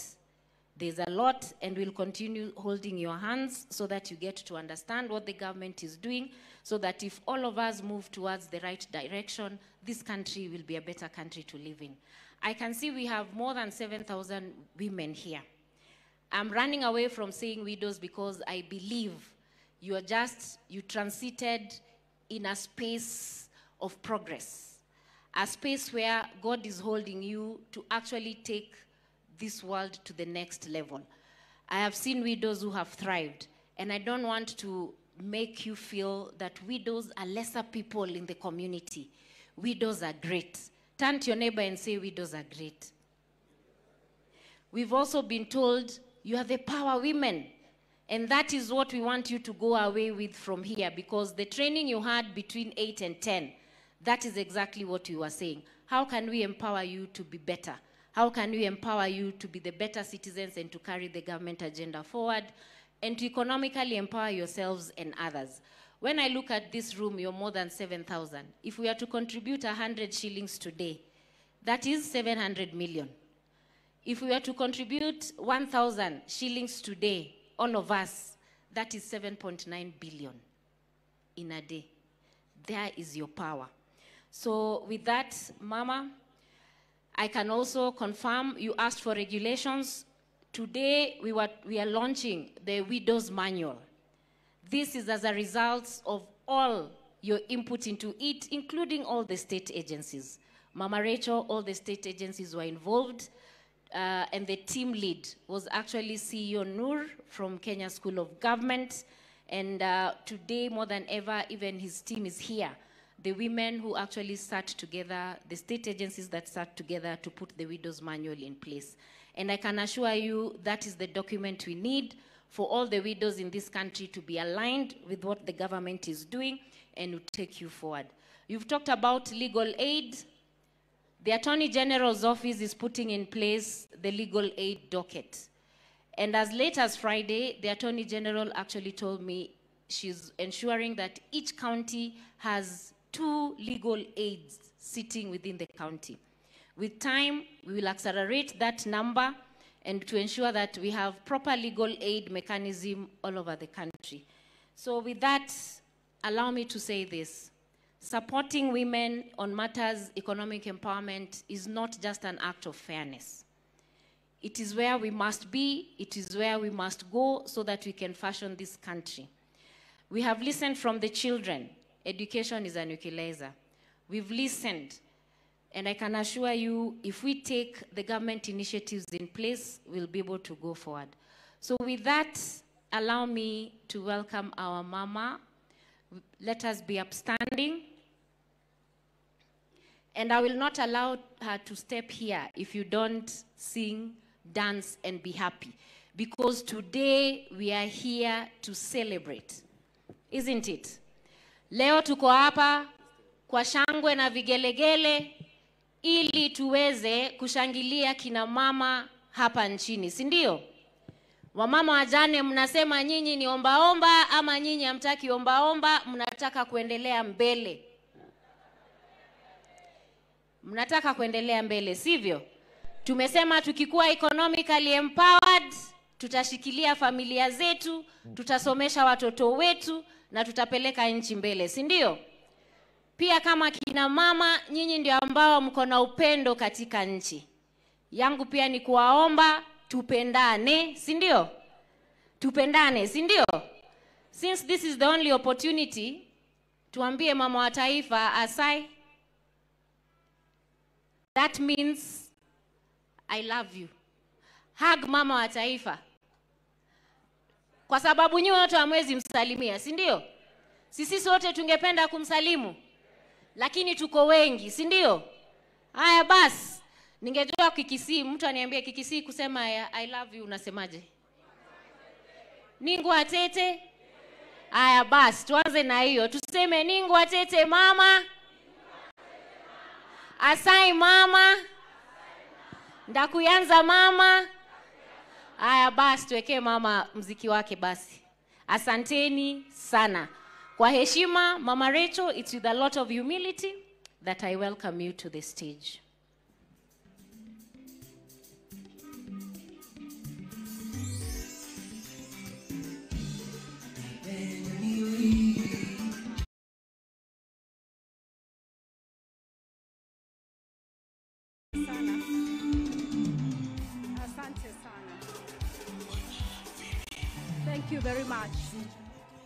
Asante sana. DJ, uliwekea Beatrice Vaida, mbona usituwekea hata sisi tuchangamke kidogo? Omwana inyanya. Iko karibu kina mama. Kina mama mmecheza kidogo? Mmecheza kidogo? Asante sana. Harriet Chigai, President's Advisor on Women Rights. Tunaweza kuketi tafadhali. Elected leaders present, Emily Nyaribo, spouse of the Governor Nyamira County, spouses of governors present, Bishop Moses Odhiambo, Chairperson Hope Alive International, distinguished guests, and above all, the courageous widows of Kenya. Good afternoon. Wamama hai. Tusalimiane wamama hai. Habari zenu? Bwana Yesu wasifiwe. Hebu nione mikono yenu. Bwana Yesu wasifiwe. Hala? Muko wengi kweli. The place is full. It is with profound respect and heartfelt solidarity that I join you this morning at Bugo Primary School grounds in Nyamira County to commemorate International Widows' Day. Receive warm greetings from our President, Dr. William Ruto. He sends his heartfelt appreciation for the strength you have shown and reaffirms his commitment to social justice, inclusion, and the protection of every Kenyan women's rights. James 1:27 says, and I quote, "Religion that God, our Father, accepts as pure and faultless is this: to look after orphans and widows in their distress, and to keep oneself from being polluted by the world." Thank you, Irene Angango Mbaya, for boldly sharing with us your inspiration story and how, if it were not for Hope Alive International, you would have lost hope. Asante sana, Pastor Beatrice Musindai and Bishop Moses Odhiambo, for proving a loving and nurturing home, for providing a loving and nurturing home to orphans like Irene and countless others. God richly bless you. Mungu awabariki sana. Today we gather not just to mark a day on the calendar, but to honor the lives, struggles, and triumphs of millions of widows across Kenya. This day is a global reminder for majority of women whose experiences are often confined to the margins of policy and public conversation. In Kenya, widowhood touches the lives of an estimated 8 million women. These are women who, in the face of personal tragedy, must also confront systemic injustice, economic exclusion, and social isolation. Despite the protections enshrined in the Constitution of Kenya 2010 and the laws like the Succession, Marriage, and Domestic Violence Acts, many widows continue to lose their homes, their property, and their peace. Their journey becomes one not just of grief, but of survival. And while their strength is nothing short of inspiration, we must ask ourselves as a nation, is being strong as a widow the only option? It is time we broke the cycle of poverty that shadows widowhood.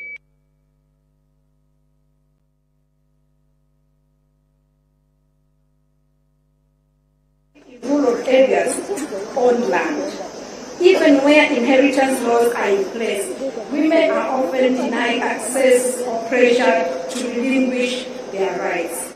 I'm glad that the government of Kenya is making notable strides. Through the Hustler Fund and the County Women Enterprise programs, more than 15,000 widows have received capital for business revival, and over 2,000 have received access to government procurement opportunities, ACPO certificates, enabling their full participation in national economic life. Yet economic empowerment alone is not enough. We must confront cultural practices that deny widows their basic dignity. In some communities, women are subjected to harmful rituals, such as cleansing rites or forced wife inheritance upon the death of their husbands. These practices expose them to trauma and stigma. The government continues to work closely with community leaders, faith-based organizations, and the judiciary to ensure that widows' rights to property and dignity are upheld and that outdated, harmful customs are eliminated. Beyond what is seen, there are unspoken sorrows. Unattended grief becomes a second wound. Recent health data shows that women who are widowed face significantly higher risk of depression and prolonged psychological distress, with widowhood linked to a 39% higher risk of mental health disorders. Many face blame, isolation, or are viewed as burdens within their communities. As a society, we must do better. The government is now integrating grief and trauma counseling into primary health care services, training community health volunteers to offer psychological support and establishing safe spaces where widows can find healing and solidarity. Ladies and gentlemen, for the past 16 years, my journey in the field of women's empowerment has been deeply inspiring. Through the Joyful Women organization, I have witnessed women's lives transformed across Kenya. What moves me most is not just the change in their circumstances, but the powerful confidence that shines from within them, touching their families and uplifting their entire communities. Allow me to share the story of Maria, not her real name, a woman who defied overwhelming odds to change her destiny. In 2004, Maria faced the unimaginable loss of her spouse, an event that shattered her world. Left with the fearful task of raising her 4 children alone, she encountered numerous challenges that would test anyone's strength. Life became a stormy journey filled with struggles, but through it all, Maria's determination and resilience shone brightly. During her daily battles to provide for her family, fate intervened when she met a friend who introduced her to Joyful Women. This initiative was a turning point in her life. Through the concept of table banking, Maria found not just financial support, but also a community that believed in her. With newfound resources, she was able to educate her children and engage in farming, which ultimately brought nourishment and stability to her household. Thanks to her hard work and perseverance, Maria has accomplished remarkable work. She renovated her house and has existing plans to build a new one, reflecting her aspirations and hopes for the future. Furthermore, her savings have impressively grown to over 300,000, a testament to her commitment to improving her family's quality of life. Maria's journey is not just a story of hardship. It is a powerful testament to the strength of the human spirit and the impact of supportive communities. Being a widow should never mean losing your humanity. I genuinely believe that her story can serve as a beacon of hope for many of the widows here and others facing similar challenges. To every widow listening today, you are not invisible. You are not forgotten. Like Maria, you are not alone. Your pain is valid. Your strength is recognized, and your future matters. The government of Kenya remains committed to working alongside you, expanding access to capital, protecting your rights, restoring your dignity, and nurturing your emotional and spiritual healing. Wamama na mabwana, ningependa kusema hivi, kina mama, hasa kina mama wetu ambao wamesafiri kutoka sehemu nyingi ya sehemu yetu ya Kenya kukuja katika hafla hii. Mambo mengi yamesemwa hapa siku ya leo. Na tena wacha nishukuru washikadau, Bishop wetu Odhiambo na Beatrice na wengine wengi ambao wameweza kujihusisha kuhakikisha kwamba hii siku imefaa. Serikali inawajali.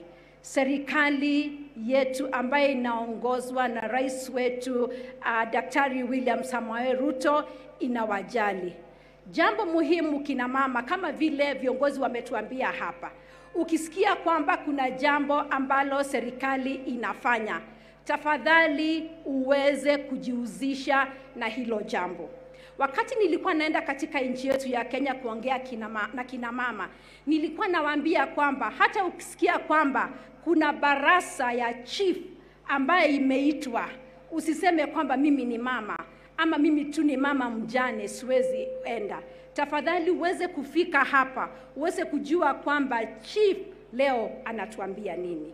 Na jambo la muhimu kina mama ni kwamba serikali ya leo haiwezi kukupata wewe mama ukiwa nyumbani peke yako. Mnanisikia kina mama? Unajua mtu mmoja, sisi wa Kenya ni karibu milioni 50 na serikali haiwezi kukupata wewe. Ni vizuri kina mama tuweze kuingia katika vikundi. Na najua kwamba tuko katika vikundi. Maana nimesikia hata wakati Beatrice ameongea, wakati Harriet ameongea, wote wamesema kwamba kina mama mko katika vikundi. Hiyo vikundi iweze kuwahudumia. Serikali iko na mambo mengi sana ambaye inaweza kusaidia kina mama. Umesikia mambo ya Hustler Fund. Hapa katika counties, mambo ya devolution imelete mambo mazuri kukuja chini kwa kina mama. Kwa hivyo kina mama nataka tu kusema kwamba tukiingia katika hiyo vikundi, tena tusivunje hiyo vikundi. Maana mimi nimefanya katika Joyful Women miaka 16 na najua kwamba kina mama leo wako katika kikundi, kesho unasikia kwamba hiyo kikundi imevunjika na pengine hata pesa zao zinaweza kupotea. Kwa hivyo tukiingia katika vikundi, tushikilie hizo vikundi ili tuweze kufanya mambo ya women economic empowerment, na hiyo mambo inaweza kutusaidia. Asanteni sana. Na nilikumbuka jambo moja wakati nimekuja hapa, Mheshimiwa Harriet. Katika familia yetu, na nikisema familia yetu ni Mheshimiwa Rais, kuna desturi ambaye tuko nayo kila mwisho wa mwaka kushughulikia wajane na mayatima. Na kule nyumbani katika kaunti yetu ya Uasin Gishu tunawapatia sikukuu. Tunasema kwamba hao mayatima ambao hawana wazazi pia waweze kukula Christmas kama watoto wengine. Na najua Bishop mnafanya mambo kama haya. Kuna jambo pia tuliweza kufanya kama familia hii mwaka wakati tulikuwa na shukrani kule nyumbani. Wakati tulikutana kwa Thanksgiving yetu na familia yote, kuna jambo ambalo Mungu alinipatia. Na ni hii kitabu ya James chapter 1 verses 27, kusema kwamba Mungu anashughulikia mayatima na wajane. Na watu wa familia waliweza kutembea katika counties nyingi sana kupeleka vyakula kwa wajane na mayatima. Na najua walikuwa hapa Nyamira. Na wakati walifika hapa Nyamira, wakanipigia simu wakasema tumesikia kwamba hata utakuwa Nyamira kwa siku ya wajane. Kwa nini ninasema hivyo? Ningependa kusihi kila mmoja wetu. I want to encourage each one of us seated here today and those that are listening that we can do something for our widows. We can support what the government is doing for our widows and our orphans. You can give something. You can give that extra thing that you have in your farm, in your house, you can visit that widow, because we know that there's a lot of stigma, you know, with the widows. So I just want to encourage all of us. Ningependa sisi wote tuweze kufanya jambo. Na Bishop, wakati nimeketi hapa, sisi ni wakulima huko nyumbani. Na kwa sababu sisi ni wakulima, ningependa kutoa ahadi ambayo tutafanya kama familia. Kuleta tu chakula kidogo katika hii home ambayo uko nayo. Na ningependa kusema kwamba we will bring 5 bags of beans to support the widows, because I know that food is everything that is needed, even among the children. We've seen how the children have sung to us. They are so beautiful, and we want to thank you for the work that you are doing. And to our government, I want to say that we are very grateful because of what all of us are doing, the county government and the national government, for what you are doing. Kwa hivyo kina mama, Mungu awabariki sana, Mungu aendelee kuwa pamoja na nyinyi, na tunasema kwamba tutaendelea kukaa pamoja na nyinyi. Asanteni sana, Mungu awabariki.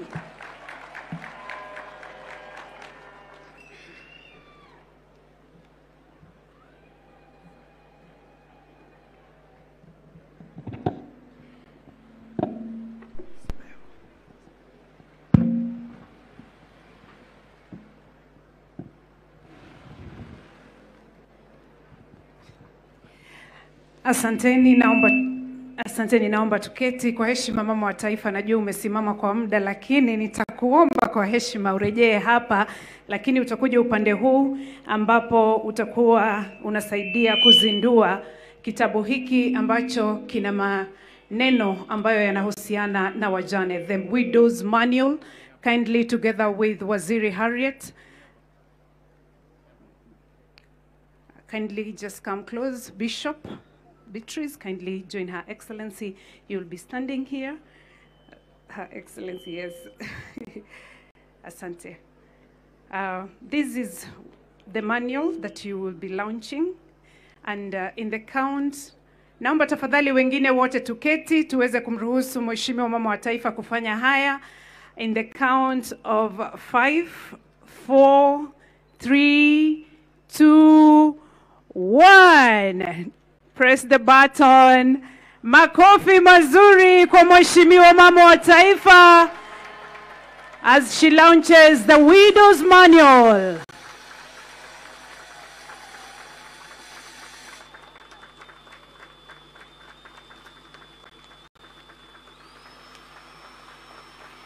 Thank you, Your Excellency. We'll have a few copies given to you, Madam Harriet, Nyamira County First Lady, for the purposes of a photo.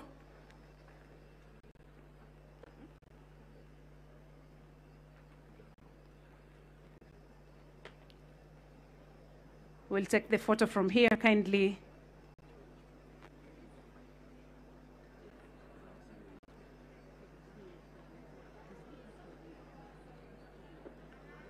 Let's also, the MP gets a copy, kindly. Thank you. Tafadhali tuendelee kusalia kuketi wakati shughuli hii inaendelea.